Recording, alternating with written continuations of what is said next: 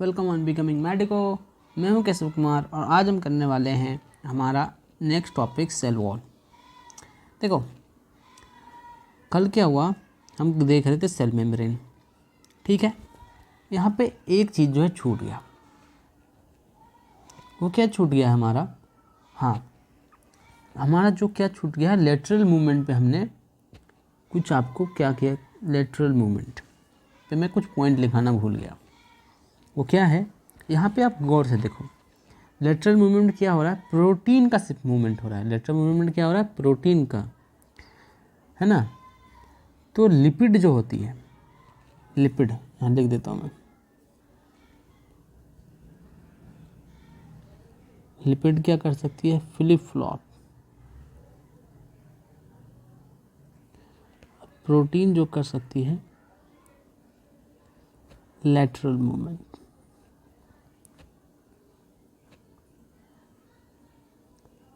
अब इसका मतलब समझते हैं, आ जाओ।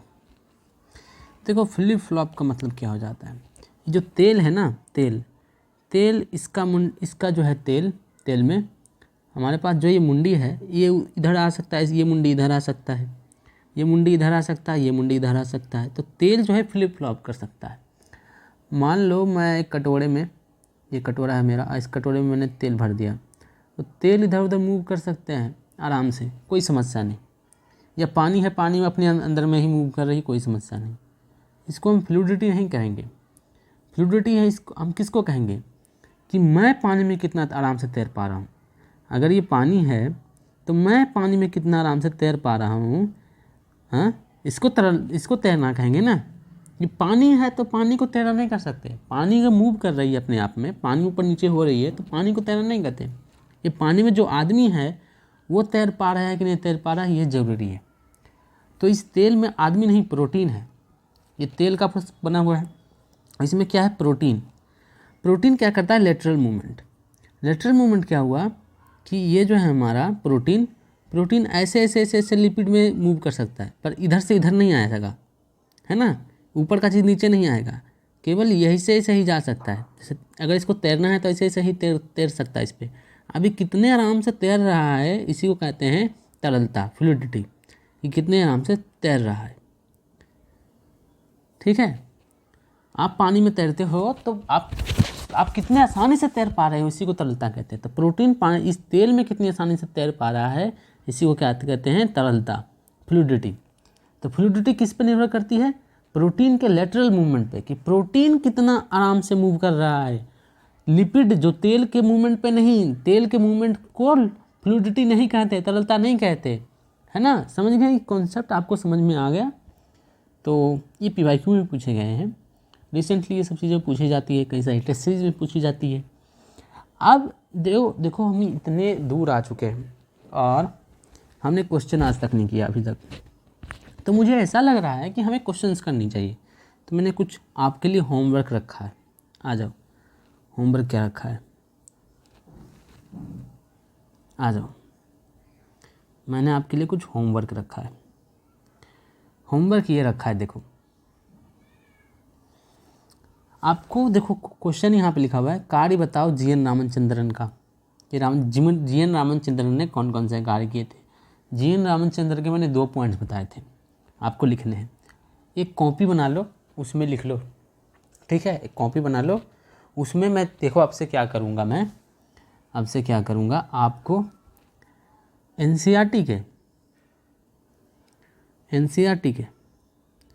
क्वेश्चन करवाऊँगा। क्या? Direct line of NCERT, direct line of NCERT, कोई ऑप्शन नहीं, ऑप्शन कुछ नहीं, चुपचाप डायरेक्ट लाइन ऑफ NCERT से क्वेश्चन होंगे। फिर होंगे एक बड़े बड़े ऑप्शन वाले क्वेश्चन, किसको? मल्टीपल कई सारे मल्टीपल स्टेटमेंट वाले क्वेश्चन, मैच द फ्लोइंग वाले क्वेश्चंस, असर्शन एंड रीजन वाले क्वेश्चंस। मैं ही सारे क्वेश्चन फ्रेम करूँगा। तो ऐसे क्वेश्चंस की मैं अलग से सीरीज लाऊंगा, पर ये जो डायरेक्ट लाइन वाले NCERT है ना, ये क्वेश्चन मैं बना के आपको दे दूंगा और इन क्वेश्चन को जो है आपको आंसर करना है। इसकी कॉपी बना लो, क्योंकि एनसीईआरटी की लाइन वाली क्वेश्चन से जो टॉपिक से क्वेश्चन गलत हो जाए उसे बार बार रिवाइज करो, उस टॉपिक को मजबूत करो, मतलब उस टॉपिक से वो टॉपिक आपका वीक है। तो यहाँ पे मैंने कई सारे क्वेश्चन लिख दिए हैं, इन क्वेश्चंस के उत्तर देने हैं आपको। आपको लगेगा भैया ये तो बहुत ज़्यादा है यार, मतलब आप यहाँ तक ही आए, आप सेल मेम्ब्रेन को टच भी नहीं किया, इतने सारे क्वेश्चन हो गए, इसको करने में तो घंटे लग जाएंगे। तो क्या भाई नीट को आपने मजाक समझ रखा है, घंटे लग जाएंगे? ये क्या होता है? आप एंट्रेंस की तैयारी कर रहे हैं, लोग 100 क्वेश्चन 60 मिनट में कर लेते हैं, आपको मैं अगर 1 घंटा दे रहा हूँ क्वेश्चन करने के लिए, एनसीईआरटी से में से क्वेश्चन मैं डायरेक्ट लाइन दे रहा हूँ क्वेश्चन, आपको नौटंकी सूझ रहा है कि घंटे लग जाएंगे, घंटे लग जाएंगे, क्या दिक्कत है इसमें? भाई साहब एनसीईआरटी क्वेश्चन है ना, डायरेक्ट लाइन है तो है ना, अभी फ्रेम किया है सब सारे क्वेश्चन, तो डायरेक्ट लाइन है। ये सब सारे क्वेश्चन बिल्कुल गलत नहीं होने चाहिए, गलत हो रहे हैं मतलब आपके कॉन्सेप्ट खराब है। उसके बाद हम कॉन्सेप्चुअल क्वेश्चन करेंगे, क्या? फंसाऊ क्वेश्चन। जिसके बाद मैं लाऊंगा क्वेश्चन की सीरीज होगी फंसाऊ क्वेश्चन स्टेटमेंट वाली, मैं फंसाऊंगा, जान के फंसाऊंगा, ये सोच के कि आप मेरे सबसे बड़े दुश्मन हो, पिछले जन्म में नहीं इस जन्म में भी आपने मेरा उधार ले रखा है, ये सोच के। तो यहाँ पे मैंने क्वेश्चन जो फ्रेम किए हैं, इसको आपको उत्तर देना है। इसका एक कॉपी ले लो, क्या कोई नोट ले लो, और जितने भी मैं सीरीज लाऊंगा इसमें इसके सिंगल लाइन वाला स्टेटमेंट की इसका आंसर देते जाना है, ठीक है? या रफ में ही ले लो, कोई समस्या नहीं, आपको सिर्फ आंसर देना है, और जो क्वेश्चन गलत हो जाए उसको रिवाइज कर लेना है, उसको जाके एनसीईआरटी में देख के रिवाइज है। एनसीईआरटी की बिल्कुल लाइन है, जीएन रामचंद्रन का काम बताना है, कोशिका की खोज किसने की थी, अच्छा ये सारे क्वेश्चन जो है मैं अगले लेक्चर में कराऊंगा। आंसर की किस में मिलेंगी? अगले लेक्चर में। यहाँ से आपको क्वेश्चन मिल रही है, आंसर की अगले लेक्चर में। कोशिका की खोज किसने की थी? सर्वप्रथम पहली बार कोशिका को किसने देखा एवं इसका वर्णन किया? केंद्रक की खोज किसने की? इलेक्ट्रॉन माइक्रोस्कोप की खोज किसने की? स्लाइडन कौन थे? उसके कार्य को लिखे। स्वान कौन थे? उसके कार्य को लिखे। कोशिका सिद्धांत की परिकल्पना किसने दी? कोशिका सिद्धांत किसने दी? ओमनी सेलुला क्या है या किसने दी? नई कोशिका सिद्धांत किसने दी? रासायनिक अभिक्रियाओं का अखाड़ा किसे कहते हैं? आरबीसी का व्यास क्या है? डब्ल्यूबीसी की आकृति क्या है? सबसे लंबी कोशिका क्या होती है? सबसे बड़ी कोशिका क्या होती है? प्रोकैरियोटिक यूकैरियोटिक में अंतर लिखे। प्लांट तथा एनिमल सेल्स में अंतर लिखे। आकार अब देख, आकार बताना है क्या क्या इसका। प्रोकैरियोटिक का आकार क्या होता है? यूकैरियोटिक का आकार क्या होता है? माइकोप्लाज्मा का आकार क्या होता है? वायरस का यानी विषाणु का आकार क्या होता है? प्लाज्मिड कुछ विशेषता बतानी है। उसके बाद प्रोकैरियोटिक कोशिका के आवरण का नाम लिखना है, अंदर से लेकर बाहर की ओर। स्लाइम लेयर क्या होता है? कैप्सूल क्या होता है? ग्लाइकोकेलेस किस पदार्थ का बना होता है? सेल वॉल किस पदार्थ का बना होता है? आर्कीबैक्टीरिया का वॉल को क्या कहते हैं? प्रोकैरियोटिक फ्लैजेला किस प्रोटीन का बना होता है? यूकैरियोटिक फ्लैजेला किस प्रोटीन का बना होता है? मीजोजोम के कार्य को लिखे। प्रोकैरियोटिक फ्लैजेला कोशिका के किस भाग का हिस्सा होता है?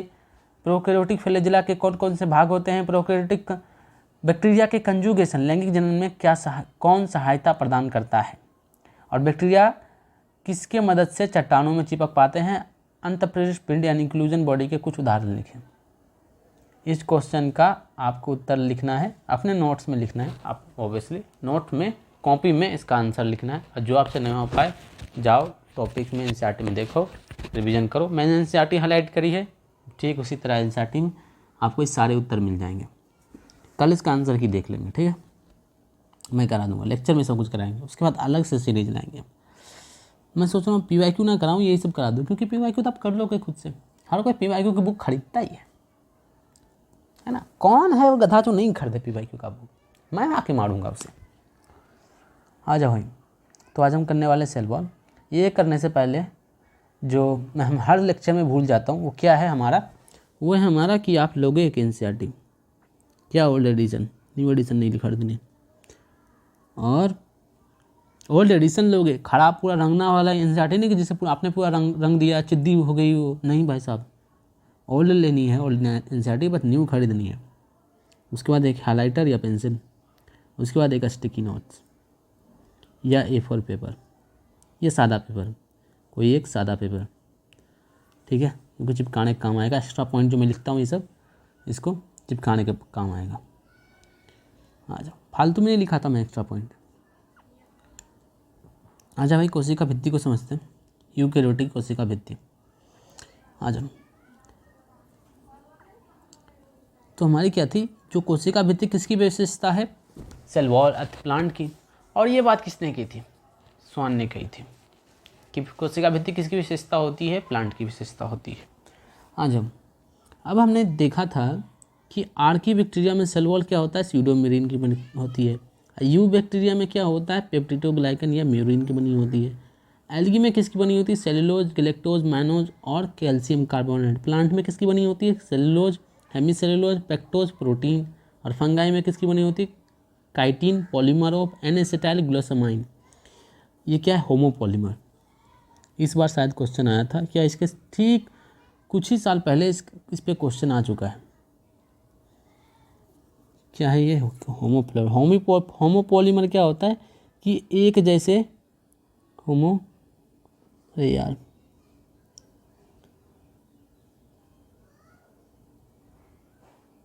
होमोपॉलीमर एक जैसी इकाई से बना होता है, जिसे हम होमोपॉलीमर कहते हैं। ये सब चीज़ें जो है ना अगले अध्याय में स्पष्ट हो जाएगी कि ये क्या बातें चल रही, होमोपॉलीमर अगले अध्याय में और स्पष्ट हो जाएगी। आपको याद होगा कि कवक व पौधों पे जीव द्रव्य के बाहर पाए जाने वाली दृढ़ निर्जीव आवरण को कोशिका भित्ति कहते हैं। क्या होती है कोशिका भित्ति, निर्जीव। कोशिका भित्ति को केवल यांत्रिक हानियों और संक्रमण से रक्षा नहीं करते, बल्कि यह कोशिकाओं के बीच आपसी संपर्क बनाए रखने एवं आच्छादनीय वृद्ध अणुओं के लिए अवरोध प्रदान करता है। इसका मतलब क्या, आ जाओ। ये क्या करता है, कोशिका भित्ति का क्या क्या काम है, कोशिका भित्ति का क्या क्या काम है, आंतरिक हानियों से बचाता है, संक्रमण से बचाता है ना, उसकी रक्षा करता है। और क्या करता है, कोशिकाओं के बीच आपसी संपर्क रखता है तथा अनछावनीय वृद्ध अणुओं के लिए अवरोध का काम करता है। अब समझो ये क्या बात कर रही है। देखो अब कोशिका जो हमारी भित्ति है वो तो हार्ड होती है, तो यांत्रिक सुविधा तो प्रदान कर देगा। अब हार्ड होती है तो संक्रमण नहीं हो पाता है ना, तो ये तो हमारे दो काम स्पष्ट है। पर कोशिका के बीच संपर्क कैसे बना के रखता है और वृद्ध अणुओं को कैसे अवरोध करता है, आ जाओ समझते हैं। ये तो कोशिका भित्ति देख के ही समझ में आएगी। देखो मैंने क्या बताया था कि प्लाज्मोडेस्माटा, इसके बारे में बताया था। ये जो छेदे हैं, इस छेदों से कोई भी हमारा सब्सटेंस या कुछ भी सामान आ जा सकता है एक सेल से दूसरे सेल, जिससे क्या होता है एक संबंध बन सकता है एक कोशिका से दूसरे कोशिका से, है ना। जैसे आप पड़ोसी के बीच, पड़ोसी और आपके घर में खिड़कियाँ होती है, तो ये अपने पड़ोसी के साथ खिड़कियाँ खोल के रखता है, तो एक संपर्क बन जाता है। तो कोशिका जो है संबंध को भी स्थापित करता है एक कोशिका से दूसरी कोशिका का। क्यों, क्योंकि आपस में खिड़कियाँ बनी हुई हैं पड़ोसी से। अच्छा, दूसरी काम मैंने क्या कहा कि ये वृद्ध अणुओं को जाने से रोकता है। जैसे कि छोटे अणु तो चले गए, अब कोई इतना बड़ा अणु है तो जा पाएगा क्या, इससे इतने छोटे से नहीं जा पाएगा, तो वृद्ध अणुओं को जाने से रोकता है। चलो ये दोनों भी स्पष्ट हो गए बात, है ना। आ जाओ, आ जाते हैं वापस। कल हमने काफ़ी अच्छा पढ़ा था सेल मेम्ब्रेन, एक एक चीज़ समझा था। आज उसी प्रकार उसी भांति हम सेल वॉल को ख़त्म कर देंगे। हमारे जो एनसीईआरटी में सेल वॉल के बारे में काफ़ी कम जानकारियाँ हैं, पर इससे क्वेश्चंस काफ़ी अच्छे आ जाते हैं। तो इसमें जो काफ़ी कंसाइज इन्फॉर्मेशन है, इसको समझने के लिए हम आ जाओ सेल वॉल समझते हैं। तो हमारी जो सेल वॉल होती है, प्राइमरी सेल वॉल जो होती है वो होती है ग्लूकोज सेलुलोज की बनी होती है। सेल वॉल किसकी बनी होती है, सामान्यतः पूछ लेते हैं। सेल वॉल कोशिका भित्ति प्लांट में किसकी बनी होती है, सेलुलोज की बनी होती है, जो इलास्टिक होती है। देखो प्राइमरी क्या होती है, सेकेंडरी क्या होती है, समझाने के लिए मैं आपको समझाता हूँ पहले ये कहानी कि जो प्राइमरी और सेकेंडरी सेल वॉल क्यों लिखा हुआ है, ये क्या होती है। आ जाओ, इसके लिए हम फिर से एक बार डायग्राम के ऊपर आ जाते हैं, हमारे उसी एक डायग्राम के ऊपर आ जाते हैं, यहीं थे। आ जाओ, ये जो हमारा क्या है, ये है हमारा प्राइमरी सेल वॉल, ये भी है हमारा प्राइमरी सेल वॉल, ठीक है। और ये जो है हमारा सीमेंटिंग मटेरियल है, सीमेंट। देखो अब 2 सेल वॉल है, मतलब 2 दीवार है। अब 2 दीवार चिपके रहे, है ना, टूट ना जाए, इसके लिए क्या करते हैं, बीच में सीमेंट भर देते हैं। क्या भर देते हैं बीच में? सीमेंट। इस सीमेंट को हम क्या कहते हैं? इस सीमेंट को हम कहते हैं मिडिल लैमिला। पक्का ये मिडिल जो मैंने लिखा है गलत है। चलो हटाओ यार, जैसे भी हो, मिडिल लैमिला, क्या फ़र्क पड़ता है, मिडिल लैमिला। तो ये सीमेंट हो गया, पहली दीवार। अब कोशिका में क्या हो जाती है, किसी किसी कोशिका को मर जाती है चूल, उसको चूल आ जाती है। अब चूल इस बात की आ जाती है कि उसको बहुत ठोस होना है, बहुत हार्ड। जैसे पत्तियों में भी सेल वॉल होती है, कोशिका भित्ति, पर वो हार्ड नहीं होती, पर जो तने होते हैं बाहर के वो बहुत हार्ड होते हैं। तो तनों में बड़ा चूल है, क्यों? उसको हार्ड होना ज़रूरी है, प्लांट के लिए हार्ड होना। तो हार्ड होने के लिए क्या क्या चाहिए? इस जो भित्ति है इसको बहुत स्ट्रॉन्ग करना होगा। ये भित्ति स्ट्रॉन्ग कैसे होगा? ये भित्ति स्ट्रॉन्ग होता है और इसको मोटा करने से। जो कोशिका भित्ति आपको दिख रही है, इसको मोटा करना पड़ेगा। तो इसको मोटा करने के लिए क्या करता है, और भी भित्ति बनाना स्टार्ट कर देता है मोटी, और भी भित्ति मोटी स्टार्ट कर देता है बनाना। ठीक है, और ये चारों तरफ करता है, चारों तरफ। मैं यहाँ पर नहीं कर रहा, इंसाइड गंदी नहीं कर रहा, एक छोटी सी जगह कर रहा हूँ। ये चारों तरफ कांड करता है। देखो इससे होता क्या, जो हमारी खिड़कियाँ हैं दो कोशिकाओं के बीच जो हमारी खिड़कियाँ हैं वो हो जाती है बंद। हमारी खिड़कियाँ क्या हो जाती है? बंद। देखो ऐसा हम पूरी जगह कर देंगे तो सारी खिड़कियाँ बंद हो जाएगी, है ना। अब खिड़कियाँ जो हो जाती है बंद, तो ना ही कुछ सामान अंदर आ पाता है, ना ही कुछ सामान बाहर जा पाता है, ना ही कुछ खाना अंदर आ पाता है, ना ही सेल से कुछ बाहर जा पाता है। तो खाना के अभाव में क्या हो जाएगी, ये कोशिका जाएगी मर, और मरने के बाद क्या हो जाएगा, ये सारा हिस्सा जो आपको दिख रहा है, ये सारा हिस्सा हो जाएगा, सूख जाएगा, और हो जाएगा सारा हिस्सा खाली। ये कांड होने के बाद, पूरा प्लास्टर होने के बाद, तो ये समझो कि घर की दीवार में जितनी भी खिड़कियाँ थी उसको बंद कर दिया, दरवाजे जितने भी थे उसे भी बंद कर दिया, और अंदर सारे घर वाले मर गए। Horror movie. घर को मजबूत करने के लिए तो अपनी सेक्रीफाइस देते हैं कि प्लांट मजबूत रहे। तो कोशिका अपनी क्या करती है, सेक्रीफाइस करते हैं, अपने आप को मार लेते हैं कि प्लांट मजबूत रहे, तना मजबूत रहे। पर पत्तियों में भी होती है कोशिका भित्ति, पर वो क्या होती है, मुलायम होती है, वो बढ़ सकती है, वो ऐसी नहीं होती। तो हमारे पास क्या होगी, कितनी प्रकार की कोशिका भित्ति होगी? 2 प्रकार की। हमने क्या कहा, 2 प्रकार की कोशिका भित्ति।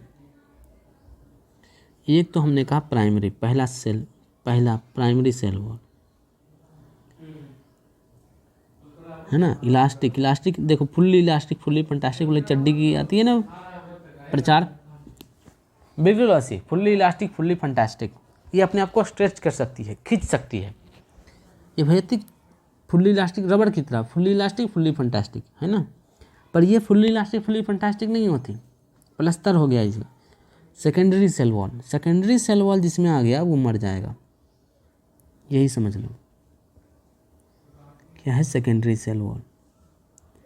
ये आ गया तो कोशिका डेड, क्योंकि सारे दरवाजे होने वाले बंद, सारी खिड़कियाँ होने वाली बंद, रूम में अब नहीं आएगा कुछ खाना, ना ही रूम से जाएगा कोई बाहर, और सब कुछ सन्नाटा हो जाएगा। तो जितने भी आपने देखा कि प्राइमरी सेल वॉल देखो कहाँ है, बाहर, और सेकेंडरी सेल वॉल क्या है, अंदर। आपको प्लास्टर करना है रूम को, तो आप अंदर से करोगे कि बाहर से करोगे? अंदर से करोगे ना भाई साहब रूम की। तो ये रूम की जो प्लास्टर कर दी इसने, ये अंदर से कर दी, तो कोशिका भित्ति सेकेंडरी सेल वॉल क्या होती है, अंदर होती है, बाहर नहीं होती। ये भी एक प्रश्न है, मैं जो बोलता हूँ वो भी प्रश्न बन के आ सकते हैं एग्जाम में। आ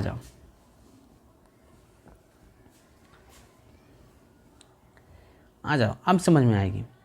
तो ये जो प्राइमरी सेल वॉल थी, जो फुल्ली इलास्टिक, फुल्ली फंटास्टिक थी चड्डी की तरह, वो किसकी बनी होती है, सेलुलोज की बनी होती है, बीटा डी ग्लूकोज। और ये क्या होती है, इलास्टिक होती है। सेकेंडरी सेल वॉल देखो क्या क्या होती है। Secondary cell wall, secondary cell wall जो हमने बनाया था ये बनती है मोम की। वैक्स मतलब मोम, तो मोम की बनती है। जैसे कॉर्क सेल, जैसे रॉबर्ट हुक ने देखा था, रॉबर्ट हुक ने कॉर्क सेल देखा था, डेड सेल देखा था, उसमें भी ऐसा ही हुआ था। डेड सेल में क्या हुआ था, डेड सेल में, आ जाओ डेड सेल दिखाता हूँ मैं तुम्हें,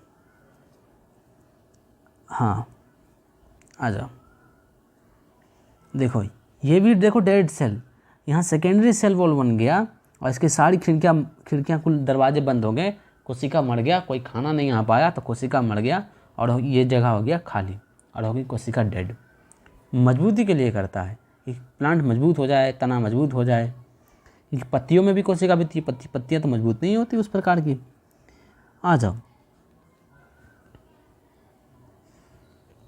आ जाओ, तो क्या जम जाता है, मोम जम जाता है, वैक्स मोम। उसके बाद हमारी जो क्यूटीन, क्यूटीन क्या होती है, पॉलीमर ऑफ फैटी एसिड, ये भी वैक्स होती है पर ये लीफ के सतह पे होती है, ये प्लांट को नहीं मारता। देखो अगर पत्ती है, ये हमारी पत्ती, ठीक है, पत्ती, अब पत्ती जो होती है सूरज आएगा, है ना, जल न जाए, पानी ज़्यादा लॉस ना हो जाए, तो इसके लिए क्या करता है प्लांट, इसके ऊपर मोम लगा देता है, थोड़ा थोड़ा थोड़ा मोम लगा देता है, थोड़ा थोड़ा ऊपर से देखो।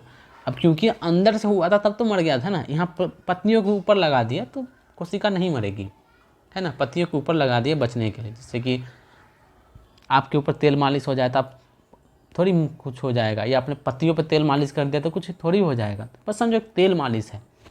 धूप में सब कोई तेल मालिश करता है, तो ये भी, इसने भी तेल मालिश कर ली तो इसको कुछ नहीं होता, क्योंकि ये ऊपर से होता है, लीफ सरफेस पे होता है। आप समझेंगे प्लांट फिजियोलॉजी में क्यूटीन होती पाई जाती है ट्रांसपीरेशन को कम करने के लिए, वाटर लॉस करने के लिए और सूरज से बचने के लिए, ठीक है।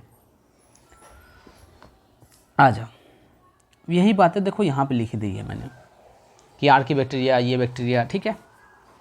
अब आ जाओ, प्लांट में जो सेल वॉल हमने क्या लिखी है, कि प्लांट की जो सेल वॉल होती है, कोशिका भित्ति, वो तो सेलुलोज की होती है, फिर हेमी सेलुलोज की बनी होती है और पैक्टोज और प्रोटीन होती है उसमें। अब ये चीज़ें तो तुम्हें समझ में नहीं आई होगी, ये तो तुमने रट लेनी है, रटनी नहीं। आ जाओ मैं समझाता हूँ। हमारी क्या होती है, धागे होते हैं, सेलुलोज क्या होते हैं, धागे। सेलुलोज मतलब जैसे रेशा, जैसे आम खाए, है ना, और रेशे आपके दांत में फंस जाते हैं, वो जो दांत में आपके फंस गए वो असल में सेलुलोज है, कोशिका भित्ति।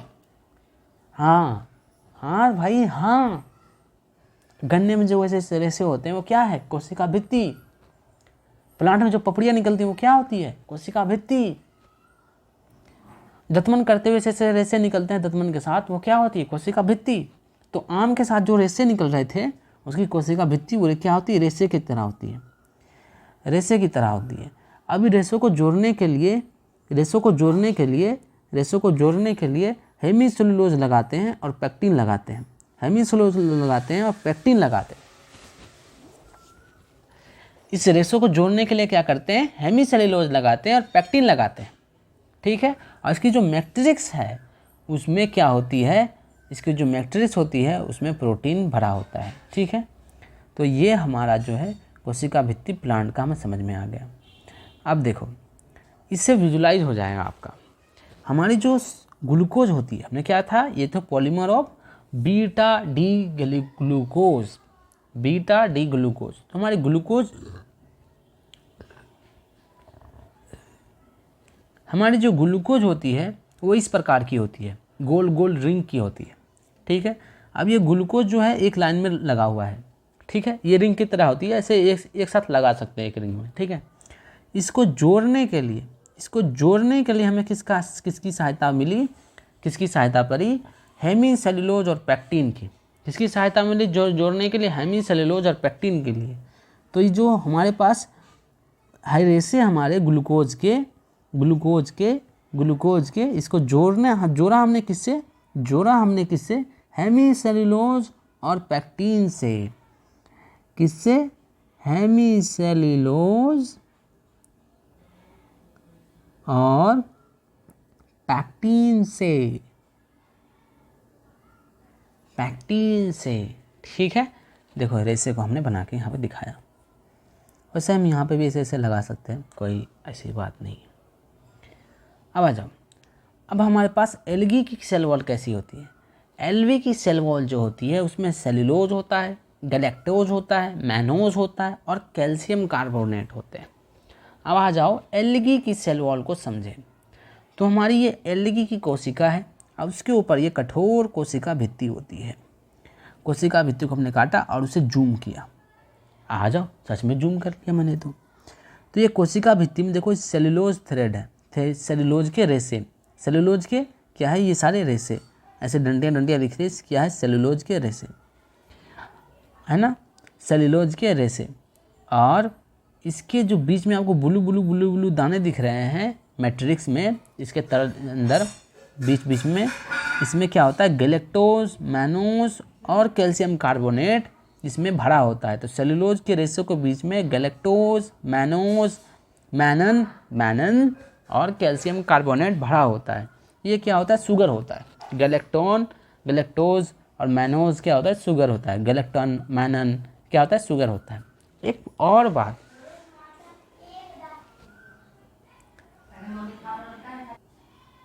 आपने एक गौर करी होगी, एक बात आपने एक बात क्या गौर करी होगी, एल्गी का मतलब क्या होता है, कजली। आपने कजली पे जब भी पैर रखा होगा आप फिसल गए होंगे। देखो मैं एक बार की कहानी सुनाता हूँ।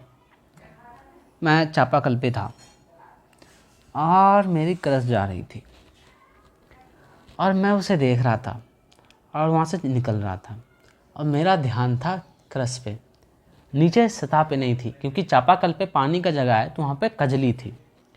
और मैं कजली पे फिसला और चापाकल से जाके गिरा नाली में। घनघोर बेइज्जती।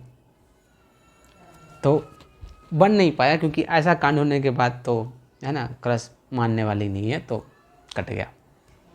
तो यही इसने ही काटा कि कजली के ऊपर क्या होती है, कुछ ऐसी चीज़ें होती हैं जो फिसलने का काम करती है। ये क्या करती है, कुछ ऐसे केमिकल होते हैं जो पानी को पकड़ के रखते हैं। कजली सूखती नहीं है तुरंत, वो पानी के पकड़ के रखती है ना, तब तो फिसल जाते हैं उसके ऊपर। वो पानी को पकड़ के रखती है, डिहाइड्रेशन यानी कि सूखने से बचाती है। कुछ ऐसे होते हैं जो पानी को पकड़ के रखती है। अब क्या क्या होती है, जो ग्रीन एल्गी में होती है वो क्या होती है, पैक्टीन, और ब्राउन एल्गी में होती है एल्जीन, और रेड एल्गी में होती है काराजेन। मैंने इसको इस प्रकार याद किया था। किस प्रकार याद किया था, इसका ट्रिक देखो।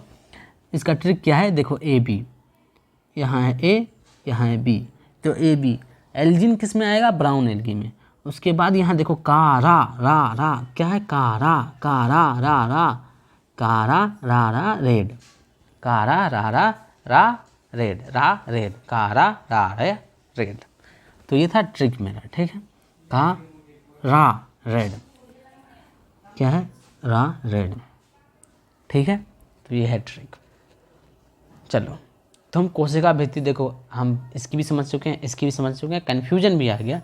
कभी कभी लगता है यार एल्गी में तो पैक्टिन कहाँ से होता है, पैक्टिन कहाँ से होता है, एल्जिन, काराजन ये कहाँ होता है। भाई सब ऊपर में होता है, सूखने से बचाता है, यही है जिसको इसे बचाता है और हमें मारता है, सीधी बात।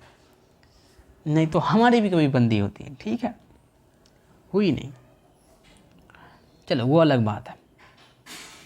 अब आ जाओ, अब हम इसे पढ़ते हैं और समझते हैं। यहाँ मैंने कुछ लिखा था, यहाँ का नहीं। अब हम कोशिका भित्ति को पढ़ेंगे और हमें सारी बातें जो हैं समझ में आएगी। शैवाल की कोशिका भित्ति सेल्यूलोज, गैलेक्टोज, मैनोज व खनिज जैसे कैल्शियम कार्बोनेट की बनी होती है। हाईलाइट करने की कोई आवश्यकता नहीं है, क्योंकि हम 2 जगह लिख चुके हैं। जबकि दूसरे पौधे में ये सेल्यूलोज, हेमीसेल्यूलोज, प्रोटीन व पैक्टिन व प्रोटीन की बनी होती है। नव पदार्थ कोशिका में कोशिका भित्ति स्थित प्राथमिक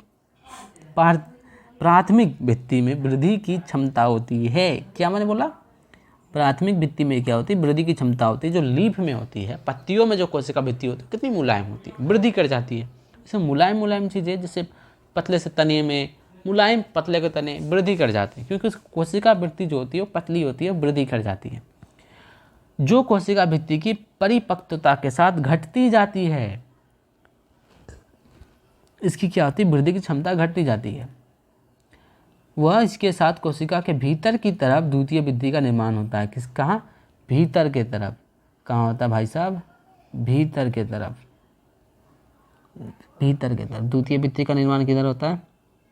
निर्माण भीतर की तरफ। मैंने दिखाया था आपको, भीतर की तरफ निर्माण हुआ था। ठीक है। मध्य पटीलिका, मध्य पटीलिका मिडिल लैमेला इसको कहते हैं, मिडिल लैमेला कैल्शियम पैक्टेट की बनी होती है, जो सतह में आसपास की विभिन्न कोशिकाओं के आसपास में चिपकने और पकड़ने का काम रखती है। कोशिका भित्ति एवं मध्य पटीलिका में जीवीय दर्द तंतु प्लाज्मोडेस्मेटा आड़े तिरछे रूप में स्थित रहते हैं, जो आपस में कोशिका द्रव्य को जोड़ते हैं। आ जाओ आ जाओ। थाड़ा भाई जोगिंदर समझाएगा इसको। यो थाड़ा भाई जोगिंदर, आ जा भाई। हाँ देखो, हमने बनाया था प्राइमरी सेल वॉल। ठीक है, प्राइमरी सेल वॉल कहाँ? बाहर की ओर। उसके अंदर देखो क्या है? Secondary cell wall. बाहर में क्या है? Primary cell wall. उसके अंदर क्या है? Secondary cell wall. और यहाँ क्या है? प्लाज्मोडेस्मेटा। प्लाज्मोडेस्मेटा क्या काम कर रहा था हमारा? ये आदान और प्रदान का काम कर रहा था प्लाज्मोडेस्मेटा। ठीक है। और ये इसके बीच में क्या होता है? Middle lamella. मिडिल लेमिला क्या करता है? सीमेंटिंग। जो हमारी सीमेंट लगाते हैं हम घर में, सीमेंट क्या करती है? दीवारों को जोड़ने का काम करती है। और सी मिडिल लेमिला जो क्या है? सीमेंट का काम करती है। एक सेल को दूसरे सेल से साथ जोड़ने का काम करती है। ठीक है, ये बातें समझ में आ गई हमारी, खोपड़ी में घुस गई बिल्कुल। उसके बाद भी क्या था? उसके बाद भी कुछ था क्या? अरे ख़त्म हो गया ना? अरे बोल भाई बोल।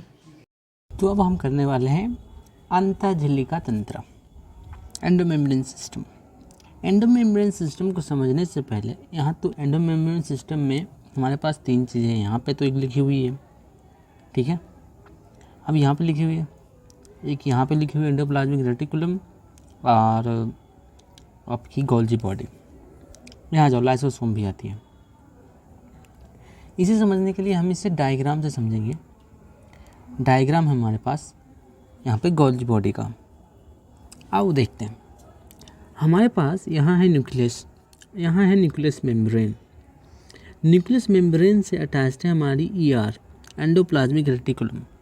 हमने एक बेसिक देखा है ना ये सब सारी चीज़ें।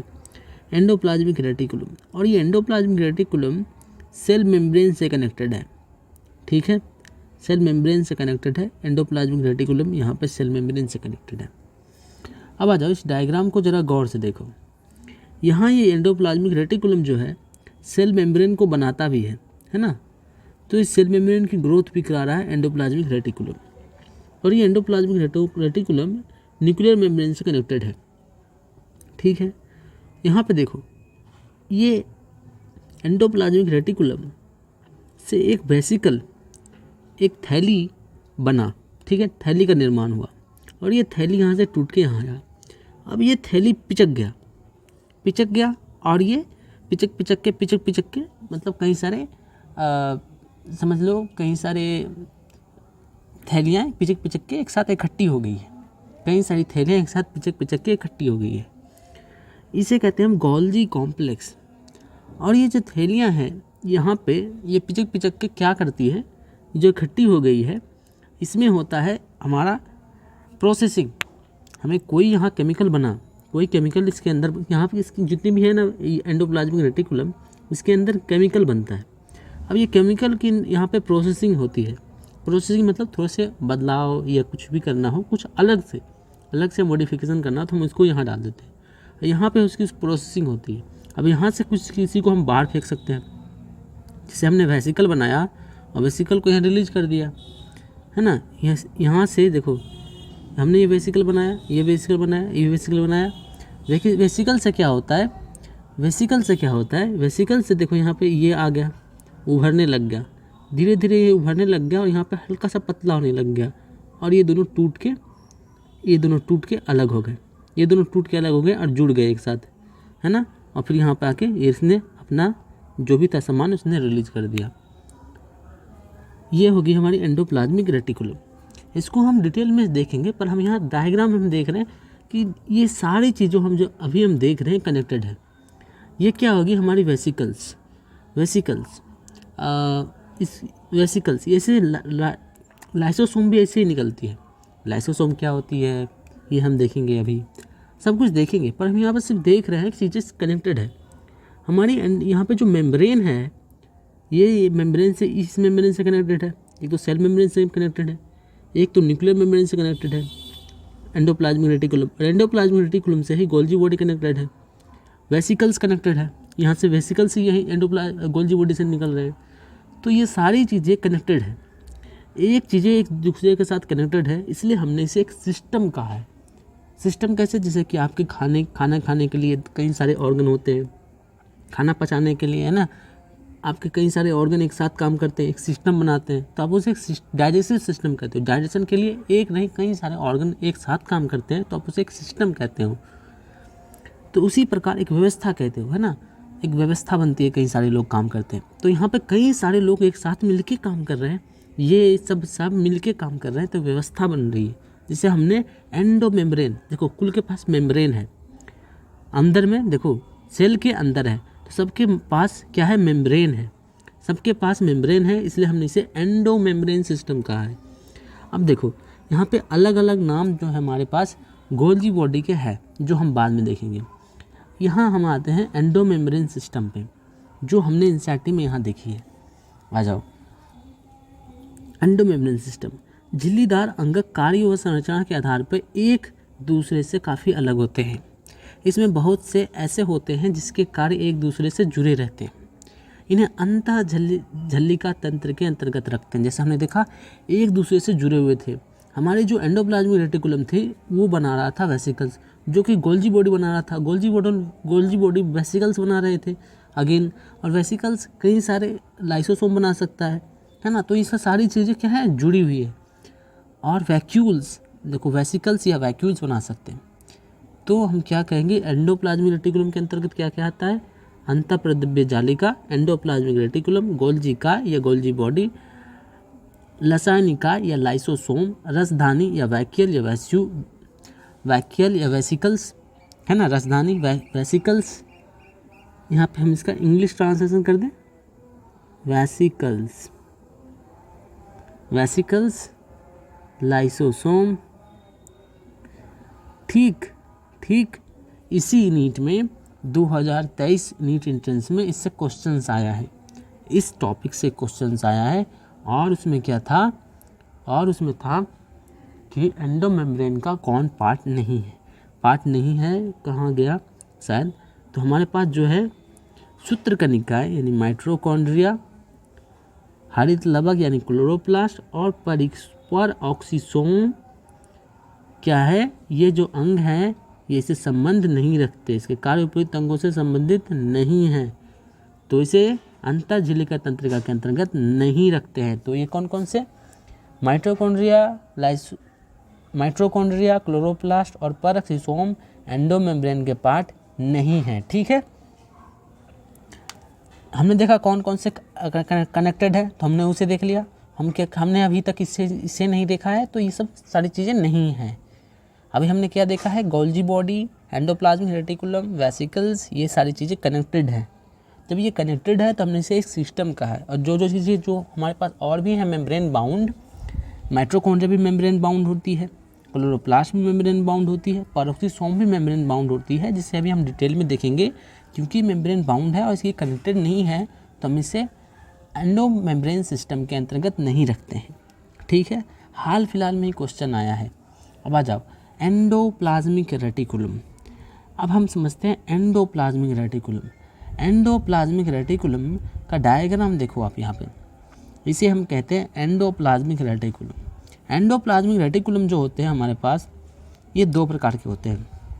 एक तो आपको दिख रही है खुरदरी अंतःप्रद्रव्य जालिका, और एक चिकनी अंतःप्रद्रव्य जालिका। इसको कहते हैं रफ एंडोप्लाज्मिक रेटिकुलम। खुरदरी यानी कि rough endoplasmic reticulum, rough endoplasmic reticulum. और जो हमारी यहाँ पे थी चिकनी, इसको हम कहते हैं smooth endoplasmic reticulum. Smooth endoplasmic reticulum. कारण क्या होता है ये रफ और स्मूथ एंडोप्लाज्मिक रेटिकुलम का? राइबोसोम। राइबोसोम जब कहीं पे एंडोप्लाज्मिक रेटिकुलम पे आकर चिपक जाएगा तो वो क्या हम उसे कहेंगे रफ। जिसमें यहाँ पे राइबोसोम नहीं पाया जा रहा है तो हम इसे कहते हैं स्मूथ एंडोप्लाज्मिक रेटिकुलम, और जहाँ राइबोसोम पाया जा रहा है उसे कहते हैं रफ एंडोप्लाज्मिक रेटिकुलम। अब हम ये जानते हैं राइबोसोम का काम क्या होता है? प्रोटीन बनाना। हम ये पहले भी देख चुके हैं कि राइबोसोम प्रोटीन बनाया करता था। तो राइबोसोम का काम होता है प्रोटीन बनाना। तो जहाँ पे भी रफ एंडोप्लाज्मिक रेटिकुलम पे जहाँ पे भी राइबोसोम है, मतलब ये कहीं ना कहीं इसका एक संबंध तो प्रोटीन से होगा और इसका संबंध कोई प्रोटीन से नहीं होगा। हम ये अंदाज तो लगा सकते हैं आराम से। अब देखो ये हमारे जो है स्मूथ एंडोप्लाज्मिक रेटिकुलम, ये न्यूक्लियर मेम्ब्रेन से दूर है, ये सटे नहीं है। पर देखो रफ एंडोप्लाज्मिक रेटिकुलम, ये यहाँ से कनेक्टेड है, ये न्यूक्लियर मेम्ब्रेन से कनेक्टेड है, ये अगेन न्यूक्लियर मेम्ब्रेन से कनेक्टेड है, ये न्यूक्लियर मेम्ब्रेन से कनेक्टेड नहीं है। तो हम ये कह सकते हैं, देखो ये क्या चिपका हुआ है न्यूक्लियर मेम्ब्रेन से। अब ये देखो न्यूक्लियर मेम्ब्रेन से नहीं चिपका हुआ है, ये न्यूक्लियर मेम्ब्रेन से चिपका होता है। तो हम क्या कह सकते हैं कि जो हमारी रफ एंडोप्लाज्मिक रेटिकुलम होती है ये कनेक्टेड होती है न्यूक्लियर मेम्ब्रेन से। क्या कह सकते हैं आराम से, हमारी जो रफ एंडोप्लाज्मिक होती है ये क्या होती है? कनेक्टेड होती है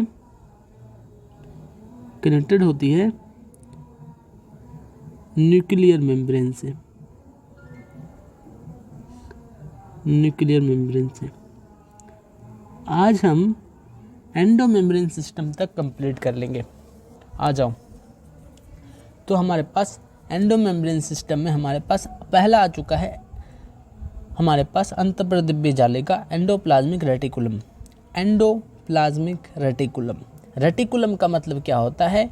रेटिकुलम का मतलब होता है जाल, रेटिकुलस का मतलब होता है जाल, रेटिकुलम। एंडोप्लाज्मिक यानी कि सेल के, एंडो का मतलब होता है अंदर और प्लाज्मिक मतलब सेल की जो है हमारी प्रोटोप्लाज्म। तो प्रोटोप्लाज्म के अंदर जो जाल जैसी संरचना होगी उसे हम कहेंगे एंडोप्लाज्मिक रेटिकुलम। प्रोटोप्लाज्म के अंदर जो जाल जैसी संरचना होगी हम उसे क्या कहेंगे? Endoplasmic reticulum. तो हमने क्या कहा है? रेटिकुलम का अंत होता है जाल। क्या होता है? जाल। और एंडो और प्लाज्मिक, एंडो का मतलब होता है अंदर, और प्लाज्मा का मतलब हो गया प्रोटोप्लाज्म, है ना। तो एंडो मतलब जो हमारी सेल के प्रोटोप्लाज्म के अंदर जो जाल जैसी संरचना होगी हम उसे क्या कहेंगे? हम उसे कहेंगे एंडोप्लाज्मिक रेटिकुलम। प्लांट में इसी को कहते हैं डिक्टियोसोम। तो कहीं डिक्टियोसोम दिख जाए ये टर्म, कंफ्यूज नहीं होना है। आ जाओ। इलेक्ट्रॉन सूक्ष्मदर्शी के अध्ययन के पश्चात ये पता चला कि यूकैरियोटिक कोशिकाओं के कोशिकीय द्रव में चपटे आपस में जुड़े थैली युक्त छोटी नलिकाएं, नालिकावत जलिकाएं, देखो जालिकाएं क्या बोला था? छोटी छोटी नाली जैसी, ट्यूब जैसी, जैसे पाइप कैसी होती है, पाइप जैसे हमारी पाइप होती है, ठीक वैसे ही नाली जैसी, ट्यूब जैसी क्या होती? जाल तंत्र बिखरा होता है। जाल तंत्र, एक जाल का एक सिस्टम बिखरा होता है जिसे हमने एंडोप्लाज्मिक रेटिकुलम कहा है ना। तो हम ये समझ गए इसका नाम क्यों है जाल, है ना। एंडोप्लाज्मिक रेटिकुलम का नाम का भी एक कारण है। प्रायः राइबोसोम अंतःप्रद्रव्य जालिका के बाहरी सतह पर चिपकते रहते हैं। जिस अंतःप्रद्रव्य जालिका के सतह पर यह राइबोसोम मिलते हैं उन्हें खुरदरी अंतःप्रद्रव्य जालिका कहते हैं। राइबोसोम की अनुपस्थिति पर अंतःप्रद्रव्य जालिका जो है वो स्मूथ एंडोप्लाज्मिक रेटिकुलम कहलाएगी। वो क्या कहलाएगी? चिकनी अंतःप्रद्रव्य जालिका कहलाएगी। आ जाओ। उसके बाद हम यहाँ आ जाते हैं।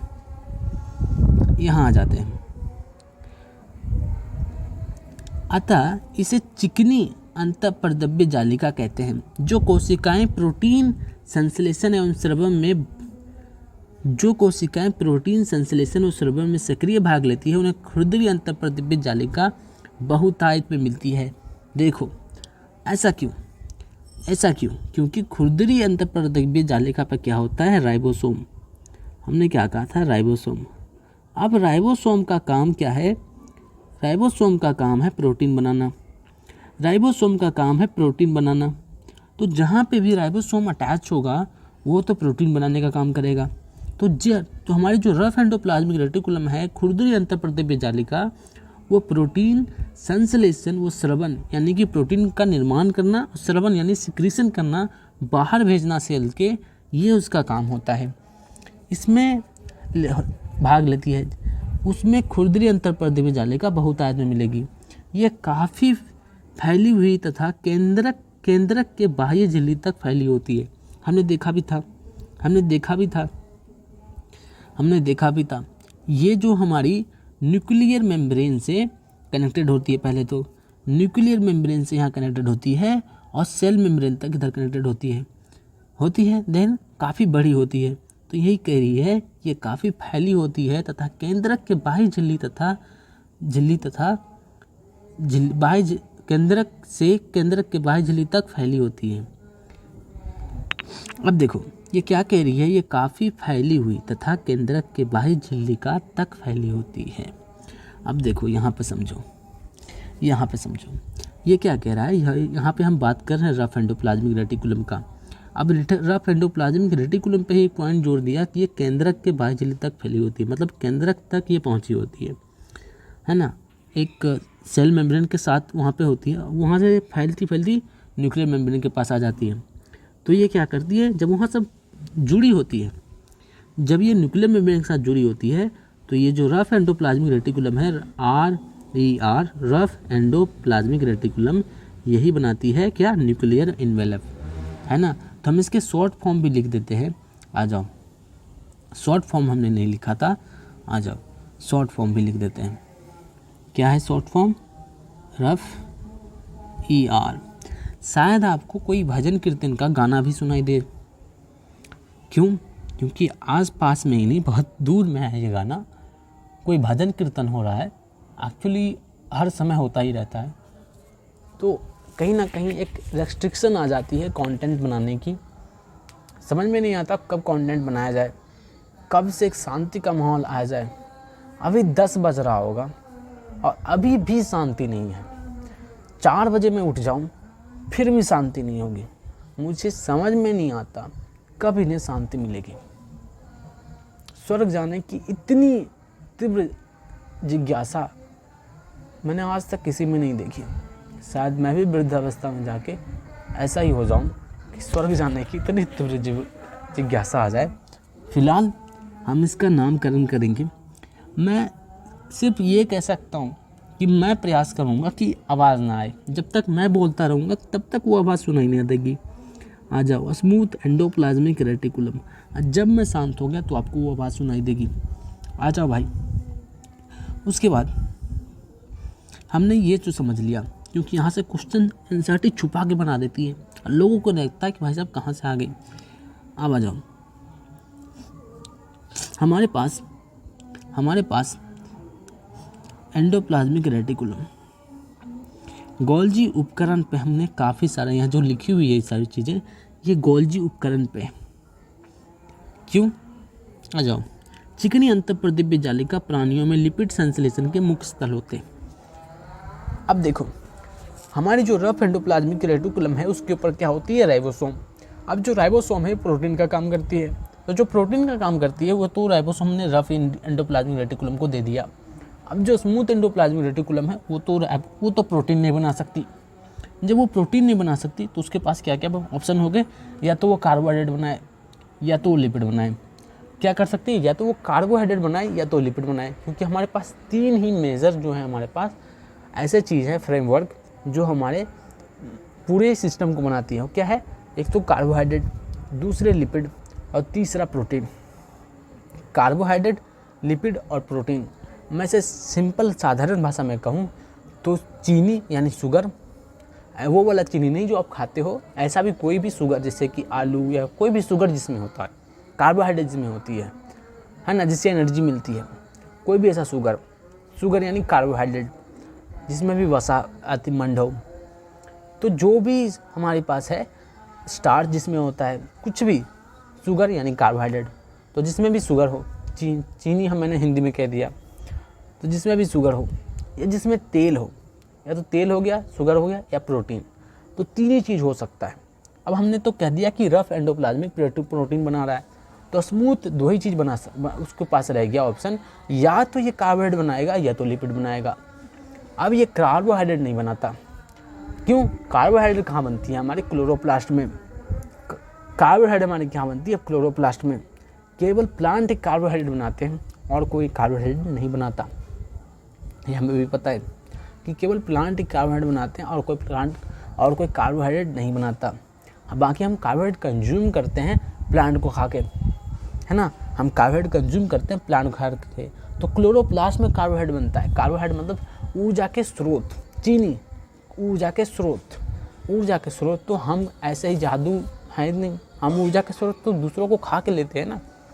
तो आ जाओ भाई साहब, चिकनी अंतःपर्दीय जालिका में लिपिड के संश्लेषण के मुख्य स्थल है। तो हमने ये से कह दिया कि चिकनी अंतःपर्दीय जालिका जो है हमारी, ये क्या है? लिपिड संश्लेषण के प्रमुख स्थल है।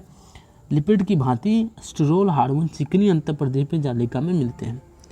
क्या होती है? देखो, स्टेरोल हार्मोन आपने सुना होगा। स्टेरॉइड, जिम वाले स्टेरॉइड लेते हैं बॉडी बनाने के लिए, या फिर जितने भी वुमेंस होते हैं वो स्टेरॉइड पिल्स लेते हैं। तो ये क्या होती है? हमारे जितने भी स्टेरॉइड हार्मोन्स होती हैं, ये हमारी लिपिड की डेरिवेटिव होती है, मतलब तेल का ही डेरिवेटिव होता है, और इसको ड्राइव करके इससे थोड़े मोड़े चेंजेस करके हार्मोन बनाया जाता है। ठीक है, इसको थोड़ा मोड़ा ही चेंजेस करके हार्मोन बनाया जाता है। लगभग दोनों सेम होते हैं, ऐसा समझ सकते हो कि लिपिड और जो हमारी स्टेरॉइड होती है वो लगभग सेम होती है। हल्का सा डेरिवेशन करके उसको ड्राइव करके हम हार्मोन बना लेते हैं लिपिड से, बस। तो ये काम भी हमारी जो है स्मूथ एंडोप्लाज्मिक रेटिकुलम में होती है। रफ एंडोप्लाज्म में क्या होती है? प्रोटीन बनने का काम होती है। अब जो भी प्रोडक्ट हमने बनाया है ना, जो भी हमने प्रोडक्ट बनाया है उसे हम गोल्जी बॉडी में भेज देते हैं। जो भी हमने प्रोडक्ट बनाया है एंडोप्लाज्मिक रेटिकुलम से हमने गोल्जी बॉडी में भेज देना है। देखो, हमने प्रोडक्ट बनाया, उसको गोल्जी बॉडी में भेज देंगे। यहाँ वेसिकल आएगा, चिपटा हो जाएगा, और ये सिस्टर्नी आ जाएगा। ठीक है ना, सिस्टर्नी में बन जाएगा। अब आ जाओ, अब हम गोल्जी बॉडी को समझने का प्रयास करेंगे, क्योंकि अब हमारा समय जो है स्टार्ट हो गया गोल्जी बॉडी के साथ में। अब हम गोल्जी बॉडी को समझें। आ जाओ, गोल्जी बॉडी को समझने के लिए हमने क्या कहा कि ये दो प्रोडक्ट बना सकता है। या तो ये प्रोटीन वाला प्रोडक्ट बना दे वेसिकल्स में, या क्या क्या हो सकते हैं, या तो प्रोटीन हो सकते हैं एंडोप्लाज्मिक रेटिकुलम के वेसिकल्स में, या तो लिपिड हो सकते हैं। तो ये जो प्रोडक्ट इसने बनाया वेसिकल्स में, ये हमारी चपटी हो जाएगी और गोल्जी बॉडी में कन्वर्ट हो जाएगी। मतलब ये इंटर कन्वर्टेबल है ना, यहाँ से आती गई मरता गया, इधर से बनता गया, इधर से ख़त्म होता जा रहा है, इधर से टूटता जा रहा है, इधर से ख़त्म होता जा रहा है, इधर से नए बनते आ रहे हैं। तो हम इसे क्या कहते हैं? इस वाले पार्ट को, इस नए, जहाँ नए बन रहे हैं वेसिकल्स, यहाँ नए बन रहे हैं, है ना, ये देखो अभी नया बना है, तो इसे कहते हैं ट्रांजिशनल वेसिकल्स। ये जो वेसिकल्स है ये इसमें ट्रांजिशन हो जाएगा इसका। ये क्या हो जाएगा? ट्रांजिशन, यानी परिवर्तन। ट्रांजिशन वेसिकल्स मतलब परिवर्तन थैली, इसका परिवर्तन हो जाएगा। ट्रांजिशन वेसिकल्स मतलब इस वेसिकल्स का परिवर्तन होगा इसमें, इसलिए हम इसको कहते हैं ट्रांजिशन वेसिकल्स। ये फ्लैट हो जाएगा, चपटी हो जाएगी, जिसे हम कहेंगे सिस्टर्नी। हर एक चपटी जितने भी हमारी, सबको कहते हैं सिस्टर्नी। जो हमारी होती है स्ट्रक्चर एंड फंक्शनल यूनिट, जो हमारी स्ट्रक्चर और फंक्शन यूनिट होती है, एक यूनिट और यही काम करती है, यही यहाँ से टूट के निकलती है। यहाँ हमने केमिकल का मॉडिफिकेशन किया, तोड़ा, पिंच ऑफ किया और सेल के बाहर फेंक दिया। ठीक है, और हम इसे कहते हैं क्या? गोल्जी, क्या कहते हैं? Golgi complex. सबको मिला के क्या कहते हैं? Golgi complex. यहाँ पे हमारी गोल्जी वैक्यूल्स आ गई, जो हमारी देखो मैच्योरेशन फेस, जहाँ पे हमारी मैच्योरेशन होगी उसे हम कहते हैं मैच्योरेशन फेस। जहाँ पे हमारी मैच्योर हो जाती है सिस्टर्नी, उसे क्या कहते हैं? Maturation face. और मैच्योर हो जाएगी तो टूट जाएगी। जैसे आम मैच्योर हो जाता है तो टूट के नीचे गिर जाता है, उसे जब ये मैच्योर हो जाएगी तो टूट जाएगी। ठीक है, आ जाओ, इधर और भी है डायग्राम हमारे पास, इधर और भी है। आ जाओ, हमने यहाँ देखो और भी लिख रखा है। वो क्या लिख रखा है, देखो कुंड, एक हरे को क्या कहा गया है, कुंड, कुंड यानी सिस्टर्नी। अब हम इस वाले पार्ट को, जिससे हमने कहा है ट्रांसफॉर्मिंग फेस, जिधर होता है हमारा वेसिकल्स, देखो हमारी चपटी होती जा रही है, वेसिकल्स आकर चिपक गया इससे और ये चपटी हो जाएगी, ठीक है। अब देखो मैंने आपको आरबीसी में एक बात बताई थी, क्या बताई थी कि आप याद करो एक चम्मच, क्या याद करो, देखो एक चम्मच। अब चम्मच का ये जो पार्ट है हमारा, चम्मच का जो ये पार्ट है हमारा, वो क्या है, केव, गुफा जैसा है। क्या है, एक गुफा जैसा है। इसको हटाते हैं, यहाँ देखते हैं, आप एक चम्मच को देखो, ठीक है। और जो हमारा जो क्या है, ये जैसा, ये गुफा जैसा है, तो इसको क्या कहेंगे, केव, गुफा जैसा, जैसे गुफा जो होता है हम उसको कहते हैं केव। तो इसे इसको नाम दे देंगे कॉन केव। तो इधर क्या इधर क्या हो जाएगा हमारा, कॉन वैक्स। तो कॉनकेव और कॉन्वैक्स को हम इस तरह से आराम से याद रख सकते हैं। जब हमारा कॉनकेव याद रहेगा कि जो अंदर गुफा जैसा है तो धंसा हुआ है, उसे हम कॉनकेव कहेंगे, तो हमारा कॉनकेव और कॉन्वैक्स याद रहेगा। हिंदी में कैसे याद रखते हैं, हिंदी में भी बता देता हूँ। जो सिरा जो हमारा उभरा हुआ है, जो सिरा हमारा उभरा हुआ है उसे क्या कहेंगे, उत्तल। उत्तल, उत्तल का मतलब उभरा हुआ, उभरा हुआ, है ना। उत्तल का मतलब उभरा हुआ, उत्तल मतलब उभरा हुआ। और जो हमारा सिरा धंसा हुआ है उसे कहेंगे अवतल, अवतल। देखो जैसे हमारा कोई तल है, तल मतलब सरफेस, तल का मतलब होता है सतह। जैसे हमारा कोई तल है, सॉरी इसको कम करते हैं, और तल का मतलब होता है सरफेस या सतह। तो हमारा कोई तल है, ठीक है। अब ये तल के ऊपर क्या कहेंगे, तल के ऊपर जो होगा उसे कहेंगे उत्तल। उत्तल, तल के जो ऊपर हो उसे कहेंगे उत्तल। इसका एक और भी मतलब होता है। और तल के जो नीचे हो उसे कहते हैं अवतल। अवतल, अब का मतलब होता है नीचे, अवतल जो तल के, उत्तल, उत्तल, जो तल के ऊपर हो। तो अगर हम इसे तल माने, क्या एक फ्रेम ऑफ रेफरेंस जो हमारी तल जा रही है, हम समझ रहे हैं कि यही हमारी तल थी, ठीक है। ये तल थी जो हमारी यहाँ से चल रही है तल, सरफेस, वो तल है। अब इस तल से जो उभरा हुआ हिस्सा है, जिस तल से हमारा ये उभरा हिस्सा है उसे मैंने कहा उत्तल। अब ये तल से जो नीचे धंसा हुआ हिस्सा है उससे कहा उत्तल। तो ऐसे कई सारे तरीके से समझने के, ठीक है। इंग्लिश और हिंदी में कई सारे तरीके हैं। अब इसे मैं मिटा देता हूँ। अगर आपको नोट करना हो तो एक स्टिकी नोट्स में नोट कर लेना, ठीक है, कोई समस्या नहीं। अगर आपने पहले नहीं नोट किया, क्योंकि मैंने पहले भी समझाया ये सारी चीज़ें, मुझे जब भी ऐसा लगता है कि समझाने की आवश्यकता है तो मैं दोबारा समझा देता हूँ, है ना। अच्छा, मैंने गौर किए हैं, अब जो है व्यू हमारा वीडियो पे आने लग गए। पहले आता था 5 व्यू, अब नहीं, अब 20 व्यू आने लग गए। काफ़ी प्राउड वाला मोमेंट हो गया है ना। 20 व्यू एक काफ़ी बड़ा है ना। चलो, लगभग ऑन एन एवरेज एक दिन में 20 व्यू आ जाता है। आ जाओ, धीरे धीरे बढ़ता भी है, 30 भी हो जाता है, ऐसी कोई सी बात नहीं। तो हमने क्या कहा, जो हमारा देखो अब यही सिरा देखो, यहाँ पे क्या हुआ है, धंसा हुआ है। ये क्या है, वो धंसा हुआ है, इसको क्या कहेंगे, कॉनकेव। ये क्या है, कॉनकेव, कॉनकेव है। तो हमारा क्या हुआ है, ये जो है उभरा हुआ है, ये उभरा हुआ है। तो इधर क्या हो गया, सरफेस कॉन्वेक्स, या ये हो गया अवतल और ये हो गया उत्तल। अब समझ में आ रही है, देखो। तो ये कॉनकेव है ना, अब समझ में आ रही है कॉनकेव, क्योंकि ये धंसा हुआ है, केव जैसा है, गुफा जैसा है, कॉनकेव या अवतल। और वो क्या था, वो था हमारा उत्तल, उभरा हुआ उत्तल, है ना, कॉन्वेक्स। तो हम इसे सिस या फॉर्मिंग फेस कहते हैं, जहाँ हमारा फॉर्मेशन हो रहा था नए नए सिस्टर्नी का, है ना। एंडोप्लाज्मिक रेटिकुलम से वेसिकल्स आ रहे हैं, उससे चिपक रहे हैं, तो कई सारे वेसिकल्स बन रहे हैं। उसके बाद हमारा यहाँ ट्रांसफेस, यहाँ क्या होता है, ट्रांसफेस कैसे याद रखें, मैच्योरेटिंग फेस या ट्रांसफेस। ट्रांस का फेस को कैसे याद रखें, ट्रांसफ़र हो रहा है, कैसे, क्या, ट्रांसफ़र ऑफ क्या,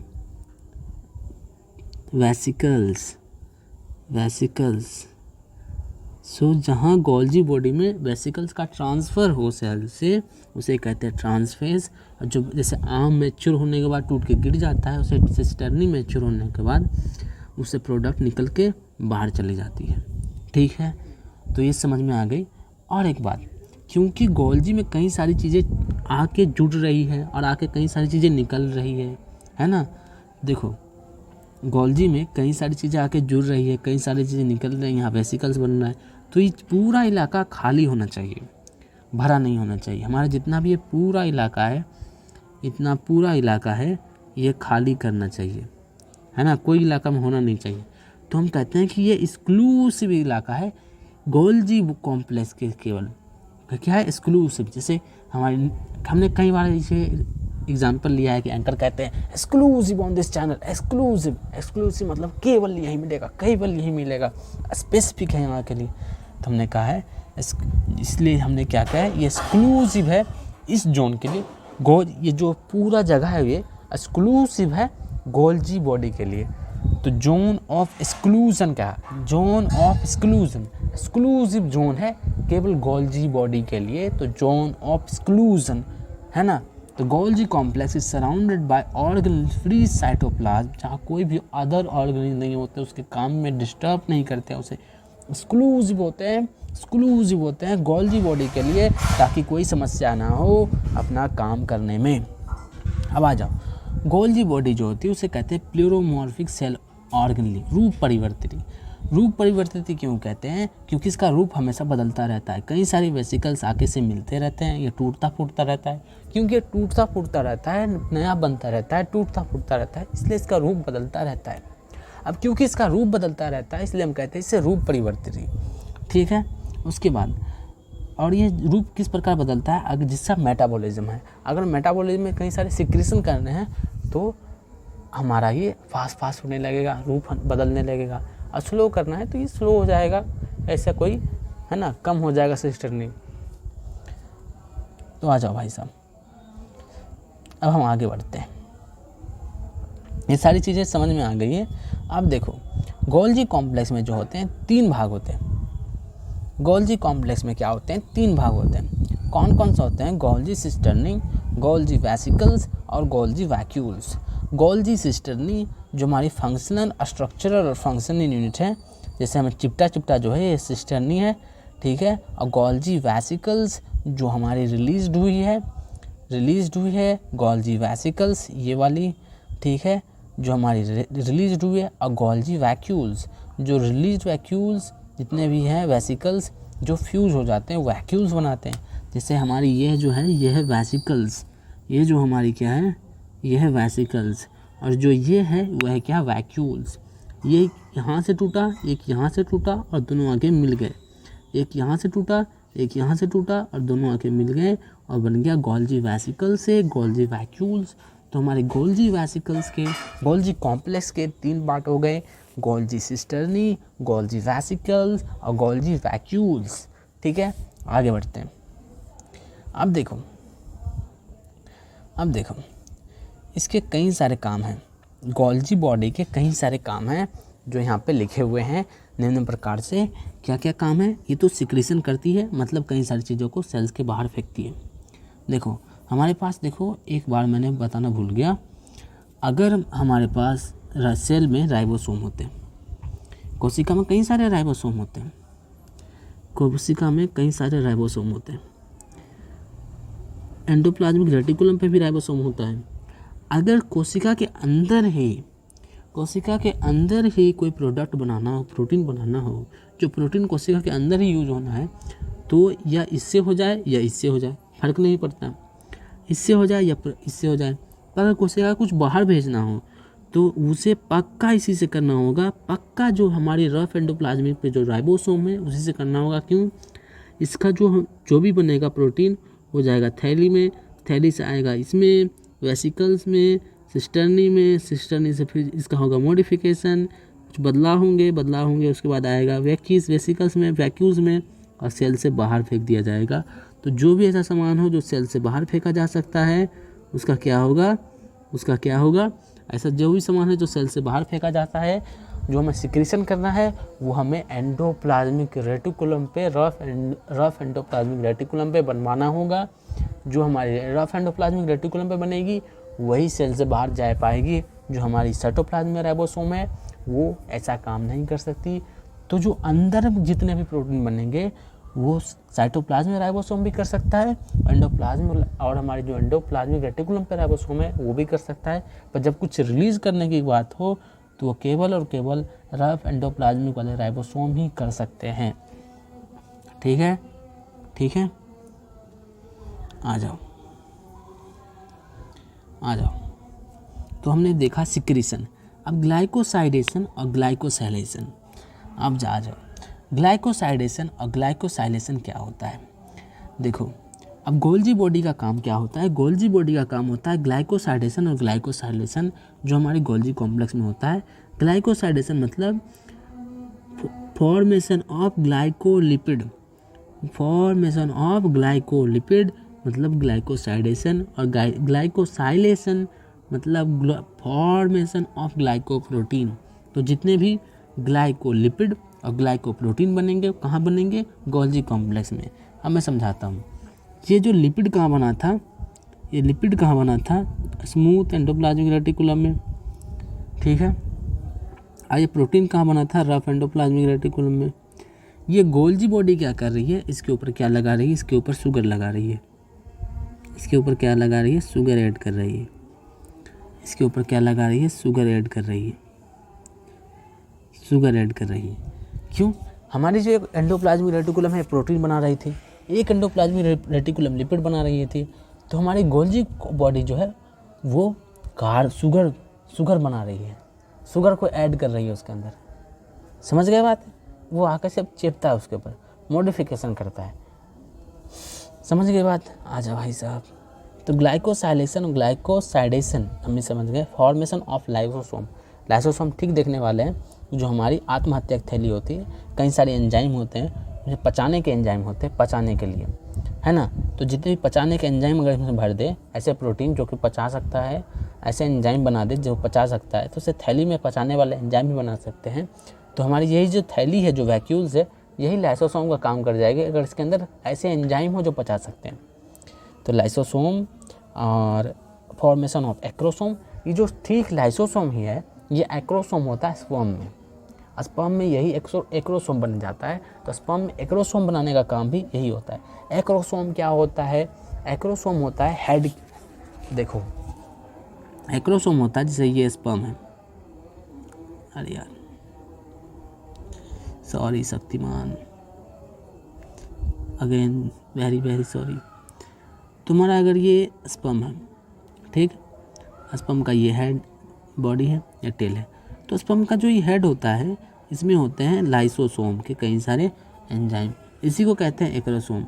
ये क्या करते हैं, ये एग को पेनिट्रेट करने का काम करते हैं, क्योंकि एग के अंदर जाया जाए तो उसको एनवेलप को डाइजेस्ट करके अंदर घुसा जा सकता है, ऐसे ही नहीं घुस सकते। तो उसके लिए कुछ डाइजेशन के लिए चाहिए जो उसको पचा ले, एग को पचा ले। तो हम ये देखने वाले हैं 12th में, है ना। अभी ऐसा कुछ खास नहीं, ऐसा मैंने सिर्फ एक समझा दिया।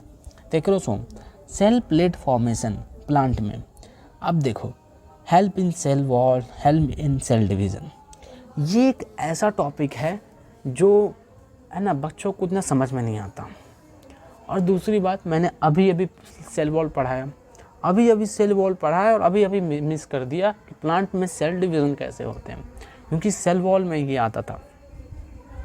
तो अभी हम देखने वाले हैं कि प्लांट में सेल डिवीज़न कैसे होता है, अभी ठीक देखने वाले हैं। तो सेल वॉल मटेरियल सिंथेसिस, जितने भी सेल वॉल के मटेरियल की सिंथेसिस होगी उसमें ये मदद करता है। और सेल मेम्ब्रेन सिंथेसिस कैसे, क्योंकि देखिए, आ जाओ, एक तो ये मेम्ब्रेन से घिरा हुआ है, तो ये मेम्ब्रेन के सिंथेसिस में मदद कर सकता है।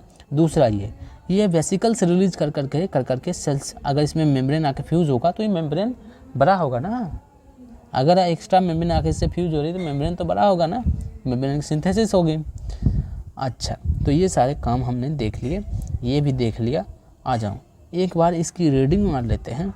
एक बार रीडिंग मारने के बाद हम जाएंगे ठीक इस बात के ऊपर कि प्लांट में सेल वॉल सेल डिवीज़न कैसे होता है। ठीक है, आपकी cell cycle and cell division chapter जो है इस जो ठीक बायोमोलिक्यूल्स के बाद आता है, मतलब ठीक हम इसके बाद बायोमोलिक्यूल करेंगे, उसके बाद सेल साइकिल सेल डिवीज़न करेंगे, जिसमें हम इस बात को दोबारा देखेंगे। ठीक है, पर हम क्योंकि अभी ये देख रहे हैं ताज़ा हमारा सेल वॉल हुआ है तो हम देख लेते हैं। आ जाओ, गोल्जी बॉडी। तो कैमिलियो गोल्जी जो हैं, कैमिलियो गोल्जी साइंटिस्ट थे। अरे यार, कैमिलियो गोल्जी पहले साइंटिस्ट है जिन्होंने गोल्जी बॉडी देखा और इन्हीं के नाम के कारण इसे गोल्जी बॉडी नाम दिया गया। इसी के नाम के कारण इसे गोल्जी बॉडी दिखा गया। देखो ऐसा होता है तो आसान होता है, क्यों? क्योंकि अगर साइंटिस्ट का नाम पे ही अगर उसे उसकी डिस्कवरी होती है तो साइंटिस्ट का नाम रटना नहीं पड़ता, नहीं तो समस्या हो जाती है, साइंटिस्ट का नाम रटना पड़ जाता है। पहली बार केंद्रक के आसपास घनी रंजित जालिकावात संरचना तंत्रिका कोशिका में देखी, जिन्हें बाद में उसके नाम पे गोल्जी काय कहा गया। अब एक बात आपके मन में आती होगी कि कोई साइंटिस्ट कुछ देख रहा है, कोई साइंटिस्ट कुछ देख रहा है, हमारी सेल तो एक है, हमारी सेल तो यार एक है। आ जाओ सेल के पास चलते हैं। अरे यार, आ जाओ सेल के पास चलते हैं। आजा। हाँ, तो हमारी सेल तो एक है, सेल तो अनेक है नहीं। अगर सेल हमारी एक है और इसके अंदर न्यूक्लियस भी है, न्यूक्लियस भी है, सेल मेम्ब्रेन भी है, एंडोप्लाज्मिक रेटिकुलम भी है जिसमें स्मूथ है, रफ है, लाइसोसोम है, गोल्जी बॉडी है, माइटोकॉन्ड्रिया है, क्लोरोप्लास्ट है, वैक्यूल्स है, कई सारी चीज़ें हैं। अगर कोई साइंटिस्ट अगर देख रहा है इलेक्ट्रॉन माइक्रोस्कोप का डिस्कवरी के बाद भी, तो उसे सारे चीज़ क्यों नहीं दिख पाते? अरे बाकी तुम्हें दिखे, इसको क्यों नहीं दिखे? ऐसा आपके मन में प्रश्न आया होगा क्या? हाँ, कि अगर कोई किसी को दिख रहा है किसी को नहीं दिख रहा, ऐसा क्यों? वो इसलिए क्योंकि सेल जो होता है, सेल में अगर हमें यहाँ दिख रहा है ना लाल और ये उजला, सेल में ऐसा कुछ नहीं दिखता। सेल में सारा पार्ट एक जैसा दिखता है। सेल में अगर सेल उजले रंग का है तो हम ट्राई मारते हैं। आ जाओ, सेल अगर उजले रंग का है तो सारा पार्ट उजला दिखाई देगा मेरे दोस्त, ये सारे पार्ट उजला दिखाई देगा, बिल्कुल एक जैसा, ज़्यादा अंतर नहीं दिखाई देता, ऐसा कुछ ज़्यादा अंतर नहीं दिखाई देता, सारा पार्ट उजला उजला दिखाई देता है। तो हम कैसे देखते हैं? हमें स्टेन करना पड़ता है, ऐसे केमिकल डालने पड़ते हैं जो रंग ले ले। मान लो हम माइटोकॉन्ड्रिया का स्टेन करना चाहते हैं तो हमने ऐसा रंग लिया जो माइटोकॉन्ड्रिया को लाल रंग दे, तो हमें माइटोकॉन्ड्रिया दिख जाता है। तो जिसने कौन सा स्टेन, कौन सा रंग लिया और रंग पाया उस ऑर्गन को, तो देख पाता है। ठीक है, तो किसी ने माइटोकॉन्ड्रिया को रंग लिया, किसी ने एंडोप्लाज्मिक रेटिकुलम को रंग लिया, किसी ने गोल्जी बॉडी को रंग लिया। अभी कैमिलियो गोल्जी ने गोल्जी बॉडी को रंग लिया, उसने गोल्जी बॉडी खोज लिया, है ना, क्योंकि एक जैसे दिखते हैं तो हम देख नहीं पाते। आ जाओ,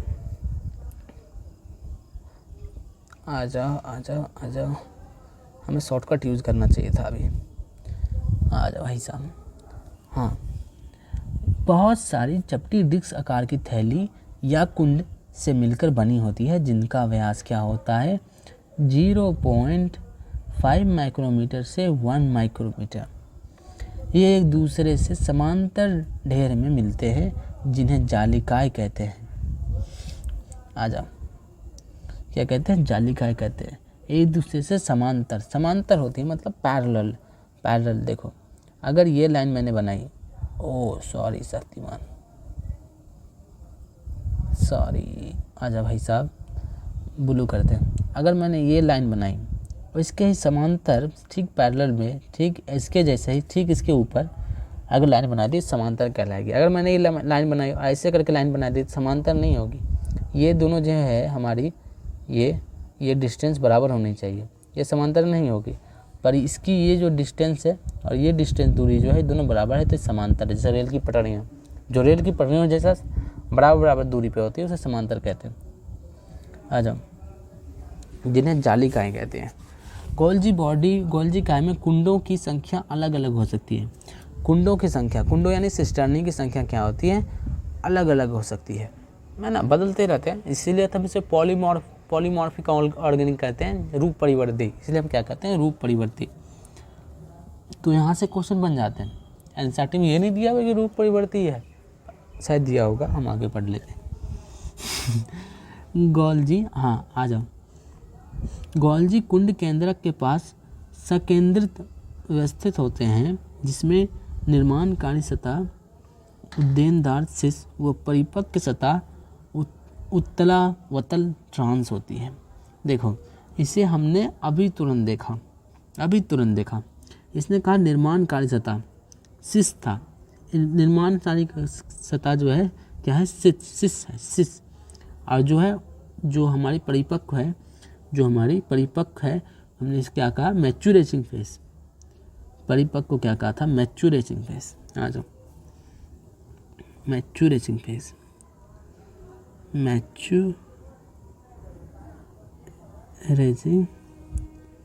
है ना, फेज। जैसे आम परिपक्व हो जाता है, मैच्योर हो जाता है, गिर जाता है, सही, या परिपक्व हो जाता है, टूट जाता है। और यहाँ पे फॉर्मिंग फेज, निर्माणकारी यानी फॉर्मिंग, जहाँ बन रहा होता है सिस्टम नहीं, फॉर्मिंग फेज, इसे कहते हैं सिस फेज, या आपके परिपक्व फेज, उत्तलावतल ट्रांस।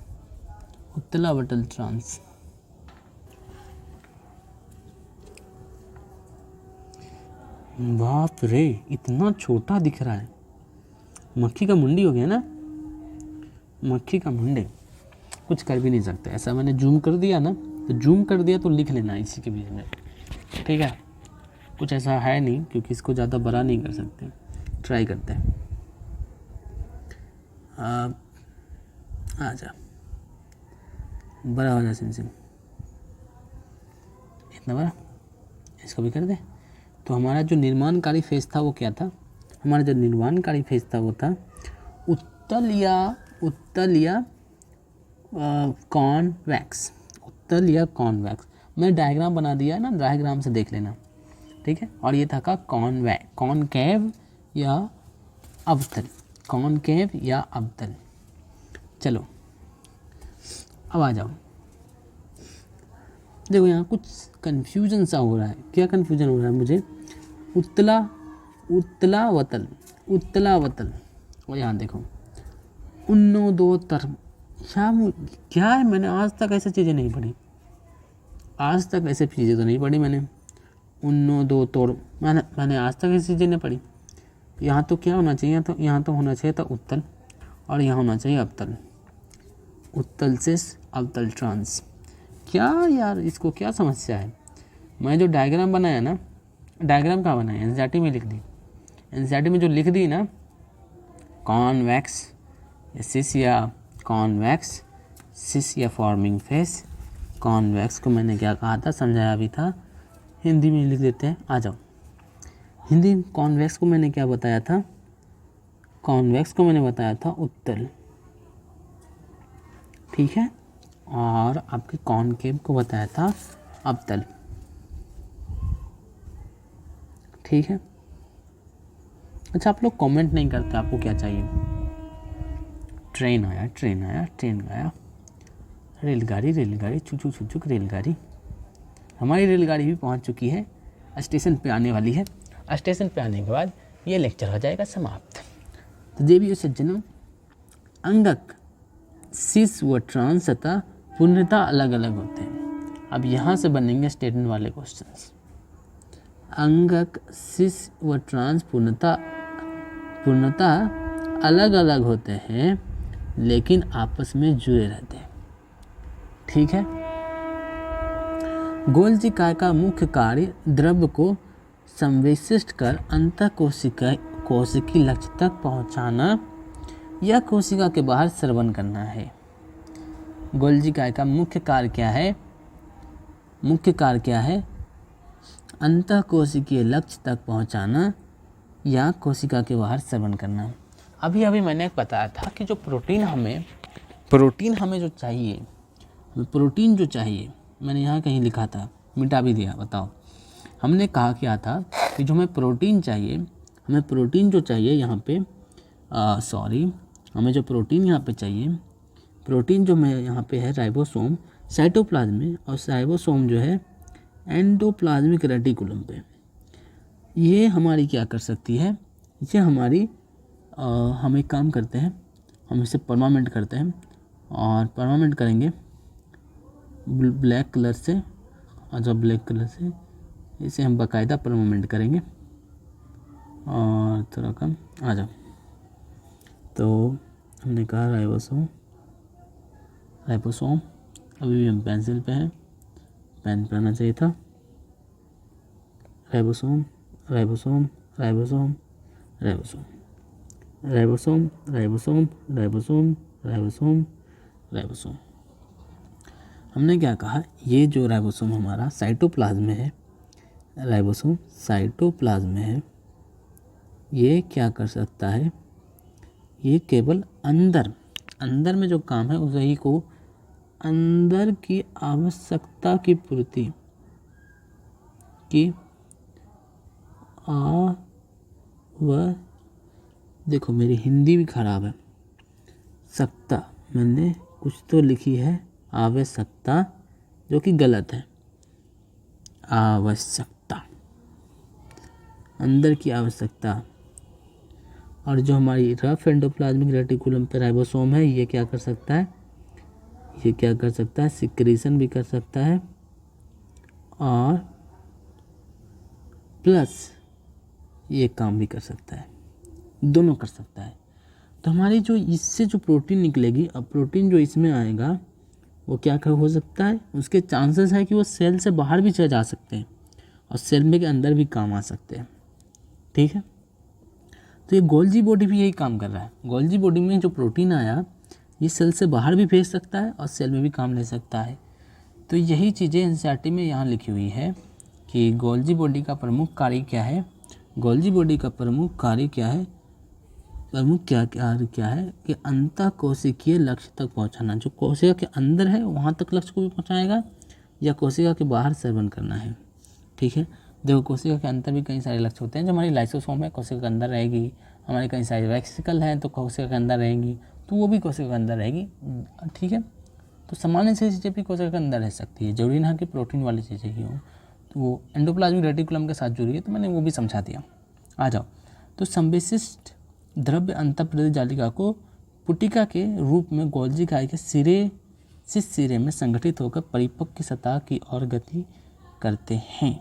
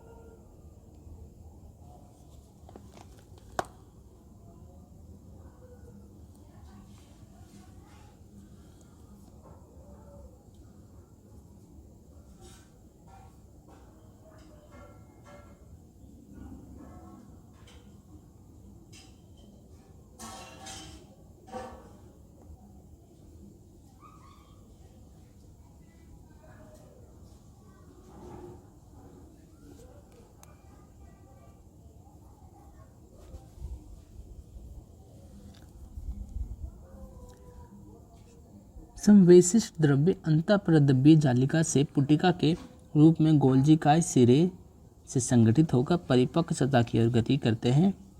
इससे स्पष्ट है कि गोल्जी काय का अंतर्द्रव्य जालिका से निकटतम संबंध है।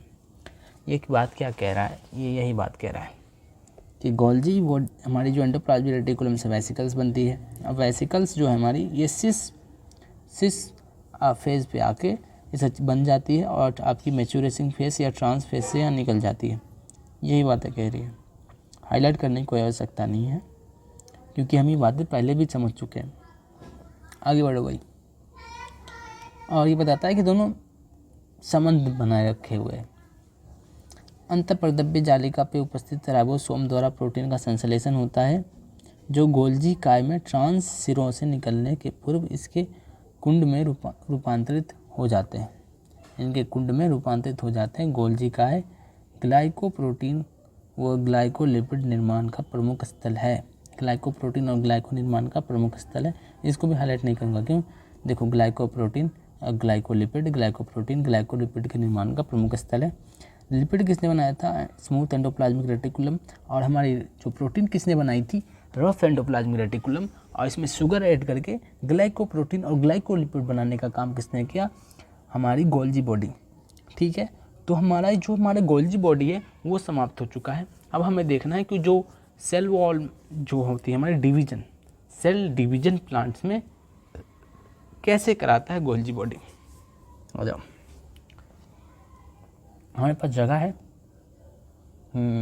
थोड़ा तो जगह है, और भी कहीं जगह होगा। आ जाओ, यहीं करते हैं। आ जाओ, अब हमारे पास आ जाओ, हमारे पास एक सेल वॉल बनाते हैं। आ जाओ,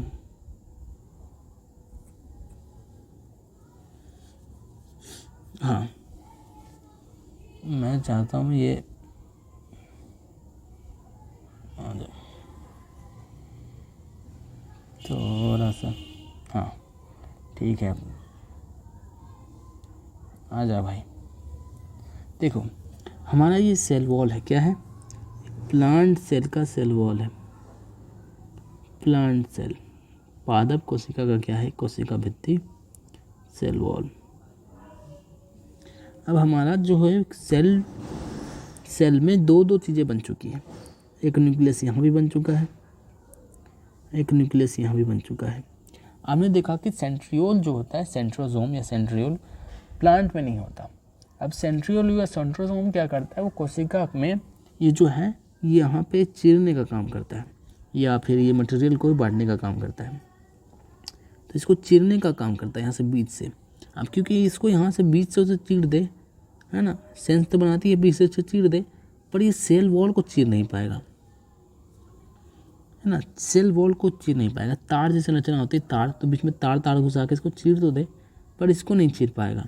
इसलिए सेंट्रियोल रखने का प्लांट में से कोई फ़ायदा नहीं है। तो सेंट्रोसोम होता ही नहीं है, सेंट्रियोसोम होता ही नहीं है। तो करते क्या है, हमारी जो गोल्जी बॉडी है, ऐसे गोल्जी बॉडी जो है, Golgi body Golgi body Golgi body Golgi body Golgi body Golgi body Golgi body Golgi body Golgi body क्या करती है? हमारी गोल्जी बॉडी हमारी रिलीज करती है वेसिकल्स, और इसको बीच में जमा करने लग जाती है। गोल्जी बॉडी रिलीज करती है वेसिकल्स और इसको बीच में जमा करने लग जाती है। ठीक है, जिससे हमारा क्या होता है, एक सेल वॉल जैसी संरचना बन जाती है। उसके बाद क्या होता है? उसके बाद हमारी बनती है प्राइमरी सेल वॉल, दोनों तरफ। उसके बाद क्योंकि सेल वॉल बनाने का काम भी गोल्जी बॉडी करती है, उसके पास ये भी क्षमता है, तो ये प्राइमरी सेल वॉल भी बना देती है। तो हमारे पास क्या हो गया? एक से बन गए कितने? 2 सेल। एक से बन गए क्या? 2 सेल्स। और ये हमारा काम कर देगा मिडिल लेमेला का। अब देखो, ये बिल्कुल उसी प्रकार है जैसे बंटवारा होता है घर घर में। ठीक है, 2 भाई हैं, अब दोनों भाई को बंटवारा करना है अपना अपना, तो अपना अपना सामान पहले बांट लिया, ये तेरा ये मेरा बांट लिया। और बीच में एक दिन कुछ सप्ताह के लिए कुछ सामान धर दिया, कोई बोरा धर दिया, ईंट धर दी ला के कि भाई साहब ये बाउंड्री, ये तेरा बाउंड्री इधर, अपन उधर तू। उसके बाद जब कुछ सप्ताह के बाद उसने एक दीवार खड़ा कर दी। तो बिल्कुल ये घर की कहानी है, घर घर की कहानी, यहाँ भी वही चल रहा है। ये देखो, कौन कहता है कि ब्रह्म सत्य? ब्रह्म सत्य नहीं है, ब्रह्म मिथ्या, झगड़ा सत्यम, सीरियल सत्यम। आगे बढ़ो, आ जाओ। तो हमें समझ चुके हैं, छोटा सा टॉपिक था, हमने इसे तुरंत कंप्लीट कर लिया। अब हम देखते हैं लाइसोसोम। अब हम यहाँ पे तुरंत आ जाते हैं। अगर हम इसमें ऐसे एंजाइम डाल दें जो पचाने का काम करते हैं, जैसे हम खाना डालते हैं, खाना में है ना, हम कुछ खाते हैं और तुरंत पच जाता है ना, तुरंत ख़त्म हो जाता है, पच जाता है। तो यही पचाने का काम जो है यही करती है। ये कुछ इसमें पाचक रस होते हैं जिससे हम सेल ऐसे बाहर फेंकती है और खाना पक जाता है। कुछ में क्या होता है, खाना को अंदर लाते हैं, कुछ में खाने को अंदर ला जाते हैं, खाने को अंदर लाते हैं, इसके अंदर डाल देते हैं तो पच जाता है। कुछ में क्या होता है, इस पाचक रस को ही बाहर फेंक देते हैं, यहाँ बाहर खाना होता है, पच जाता है। तो लाइसोसोम जो है बहुत ही काम का चीज़ होता है पचाने के लिए, है ना, यूनिसेलुलर में भी मल्टी सेलुलर में भी। तो हमने कहा यहाँ जो खाना है, यहाँ एक खाना और इस खाने और ये हमारा लाइसोसोम, जो हमारा लाइसोसोम यहाँ बना। जिस प्रकार हमें कोई भी वेसिकल्स बन रही, कोई भी थैली बन रही, उसी प्रकार लाइसोसोम भी बनेगी थैली के अंदर। तो यहाँ उसी प्रकार ये लाइसोसोम बना गोल्जी बॉडी से।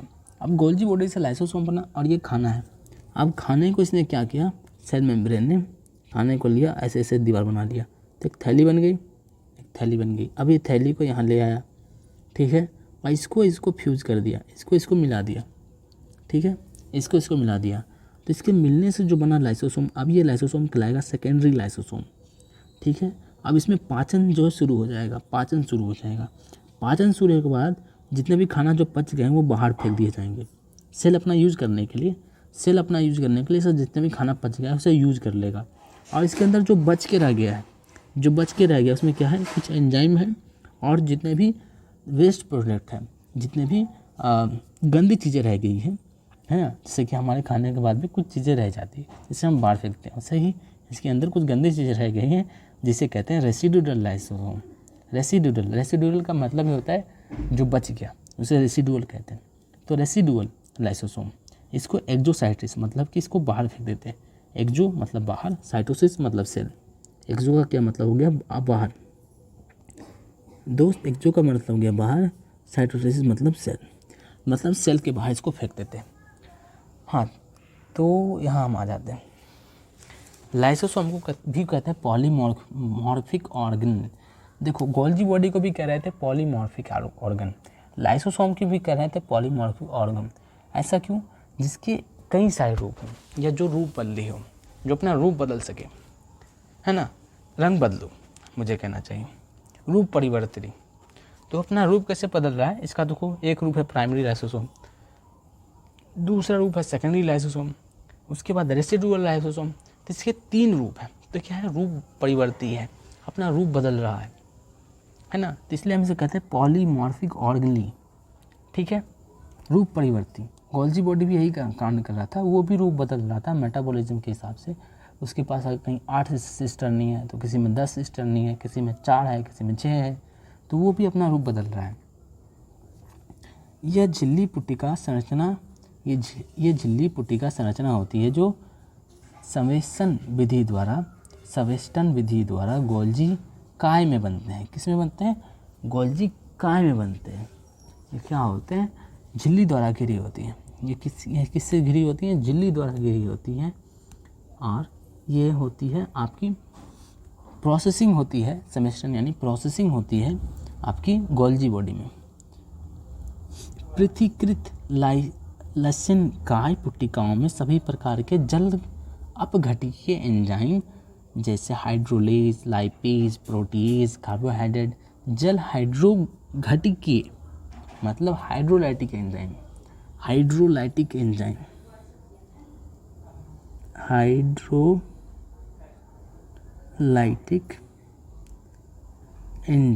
आपको लग रहा होगा कि एंजाइम क्या होती है, मैं समझा देता हूँ, आ जाओ। जैसे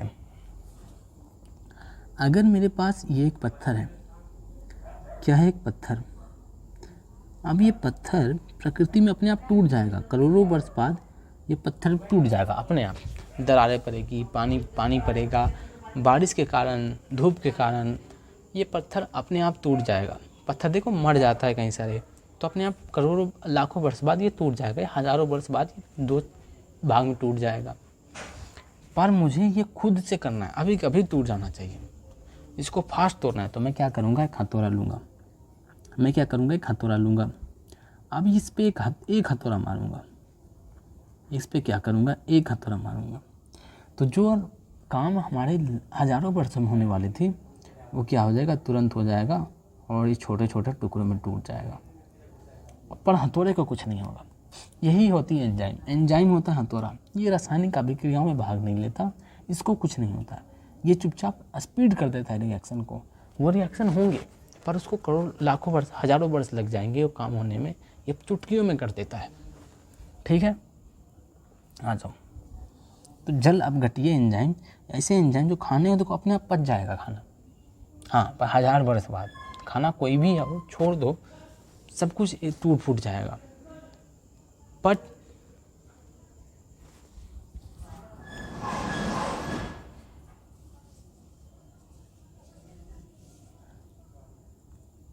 एंजाइम क्या करते हैं, एंजाइम जो है उसे तुरंत तोड़ देते हैं।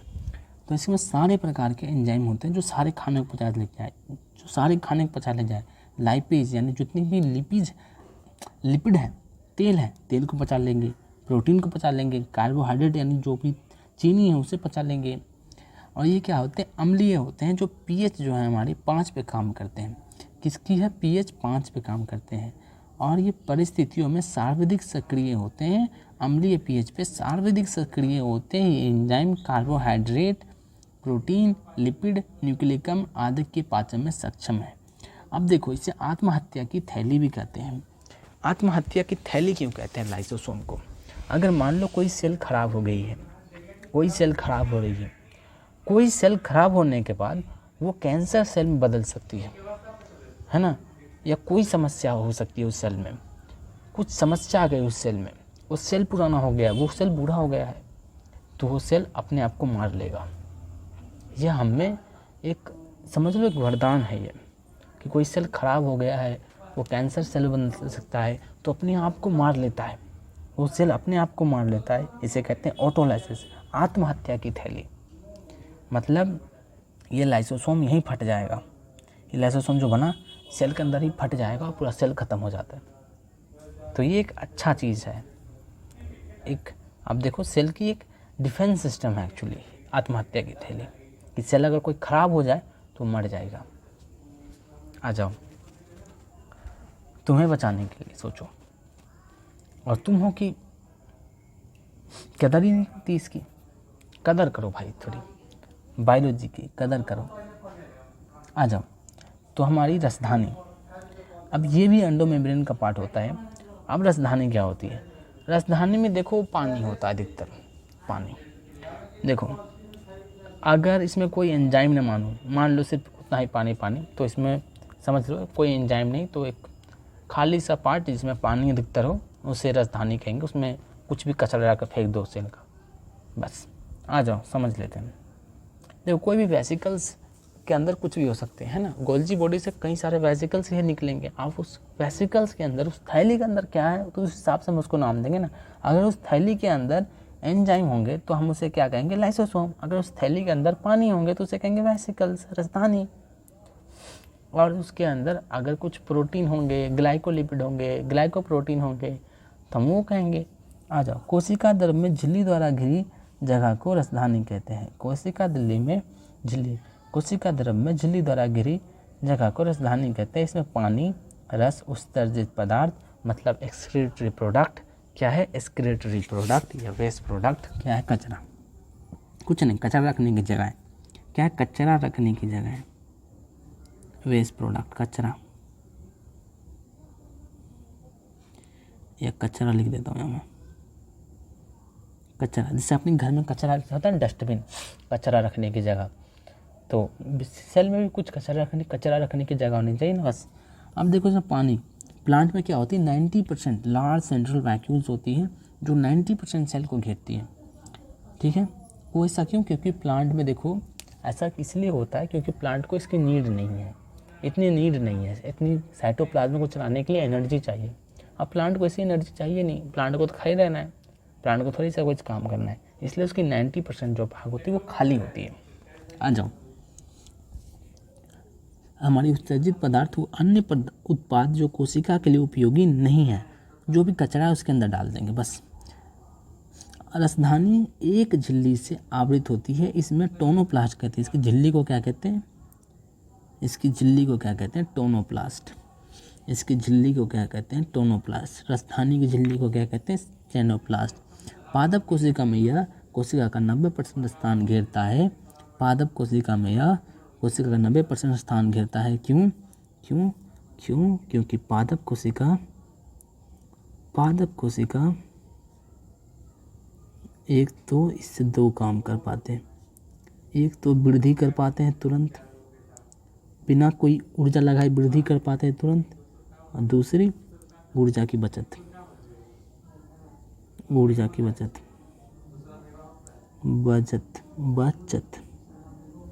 क्यों? क्योंकि प्लांट को देखो एक जगह खाली रहना है, अब उसको उतनी ऊर्जा चाहिए नहीं, उतने सेल ऑर्गेनी चाहिए नहीं, उसको कुछ नहीं चाहिए, बस एक छोटा सा दे दो काम चला लेगा, छोटा सा ऊर्जा मिल जाए उससे काम चला लेगा। तो 90% सेल खाली रहता है उसका, और तुरंत बड़ा हो जाता है ना सेल उसकी।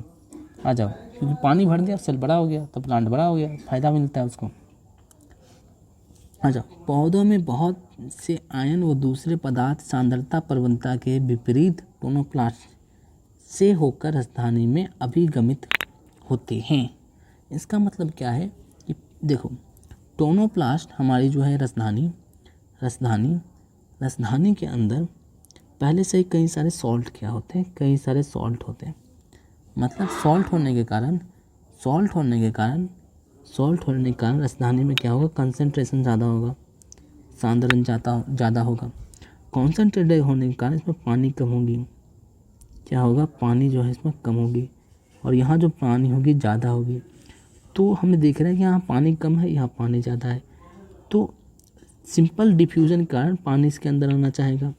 पर इसको रोकने के लिए क्या करता है? उल्टा पानी इसको उल्टा एक्टिव ट्रांसपोर्ट से पानी उठा के इधर उल्टा फेंकता है। तो क्या हुआ? पौधों में बहुत से आयन, और ये आयन भी इसे उठा के इसके अंदर डालता है ताकि सांद्रता बढ़ जाए।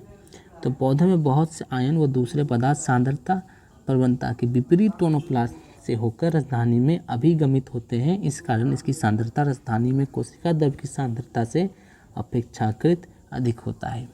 ठीक है, क्योंकि इसके अंदर कचरा रखना है अपने आप को। ठीक है, कचरा रखना है, जिससे इसकी सांद्रता बढ़ जाएगी, इसमें पानी कम हो जाएगा। तो इससे पानी इसमें आ जाएगा, तो इसका साइज बढ़ जाएगा, है ना। तो इसको रोकने के लिए इससे पानी उधर तो फेंकेंगे नहीं, तो साल्ट जितना भी है उसको अंदर लाते हैं।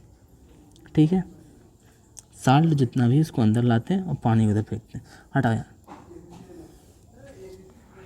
समझ में आ गई बात, है ना। हमारी जो है विपरीत एक्टिव ट्रांसपोर्ट करते हैं। क्या होता है? टोनोप्लास्ट में क्या होते हैं? Active transport.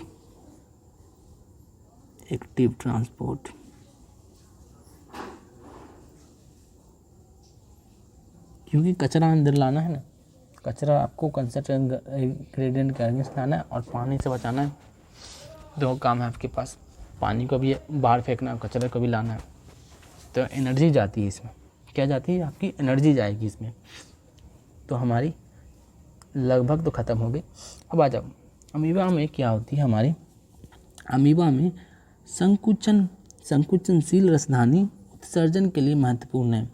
उत्सर्जन मतलब इसको कचरा बाहर नहीं फेंकना है। क्या है? यूनिसेलुलर। ये काम कहाँ हो रहा था? ये काम हो रहा था मल्टीसेलुलर। यूनिसेलुलर में देखो क्या होता है, कट। अमीबा में जो क्या होता है, यूनिसेलुलर होते हैं अमीबा।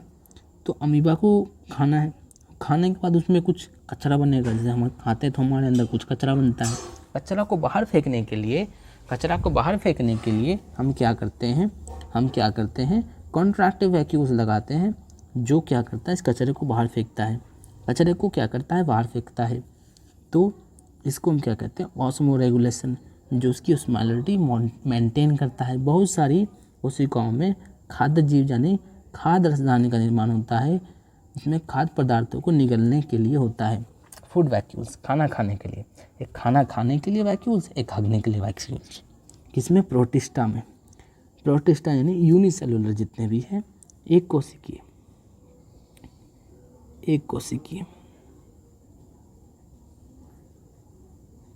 एक कोशिकीय। एक कोशिकीय में खाना खाने के लिए एक वैस्क्यूल और हगने के लिए एक वैस्क्यूल होते हैं। किसमें? एक कोशिकीय जीवों में, जैसे कि प्रोटिस्टा, अमीबा भी एक क्या है? अमीबा भी एक प्रोटिस्टा है।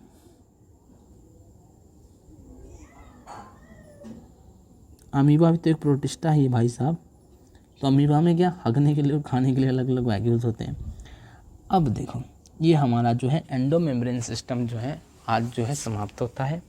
एंडोमेम्ब्रेन सिस्टम समाप्त होने के बाद हमारे पास समय, इसको एडिटिंग करेंगे और अपलोड करेंगे आज।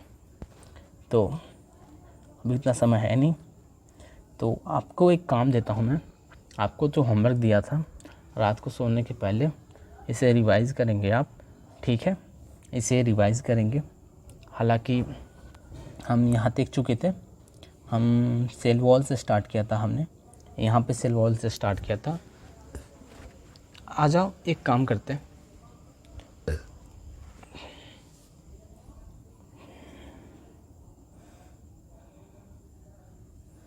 अरे यार ये पॉइंट कैसे छूट गया? देखो ये पॉइंट में मैंने ऑलरेडी लिख रखा है। Free ribosome make protein for own cells, rough endoplasmic reticulum, more protein for transport outside Golgi body out, है ना? और in cell detoxification of toxic substance. देखो ये एंडोप्लाज्मिक रेटिकुलम क्या करता है? टॉक्सिफिकेशन करता है, डिटॉक्सिफिकेशन करता है, जितने भी टॉक्सिन्स है उसको बाहर फेंकने का काम करता है। माइक्रोसोम क्या होती है?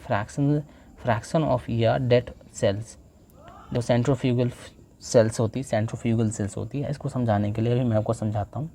उसके बाद देखो मैंने यहाँ क्या लिखा है? मोर प्रोटीन फॉर ट्रांसपोर्ट आउटसाइड, मतलब कुछ सम इनसाइड भी बनता है। रफ एंडोप्लाज्मिक रेटिकुलम, यहाँ लिख देता हूँ सम इनसाइड।